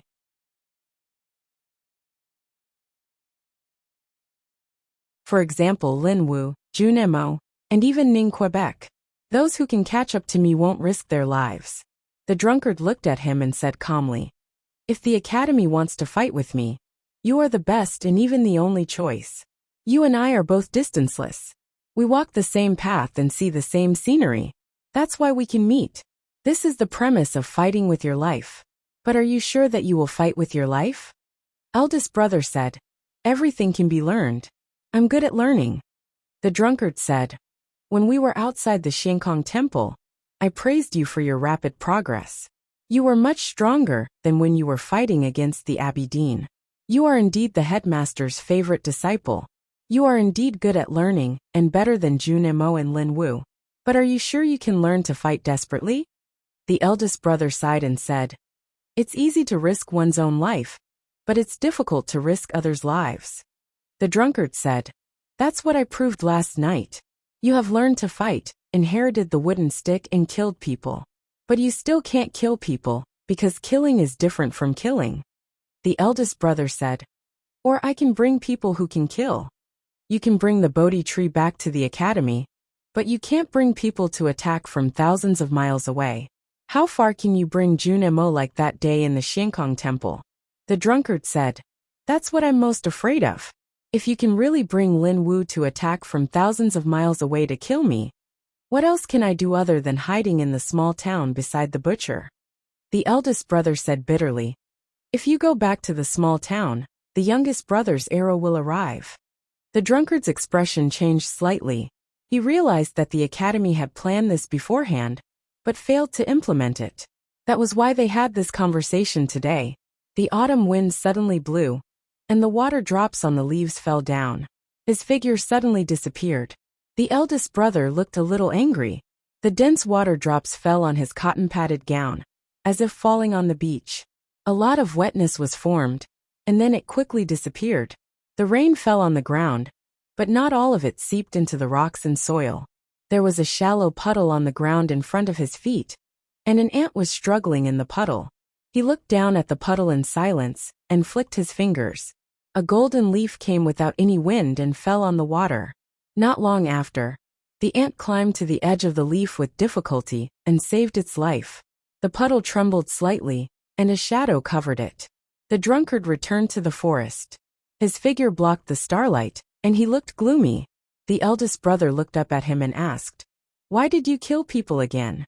There was no fresh blood on the drunkard's gown, but someone had indeed died.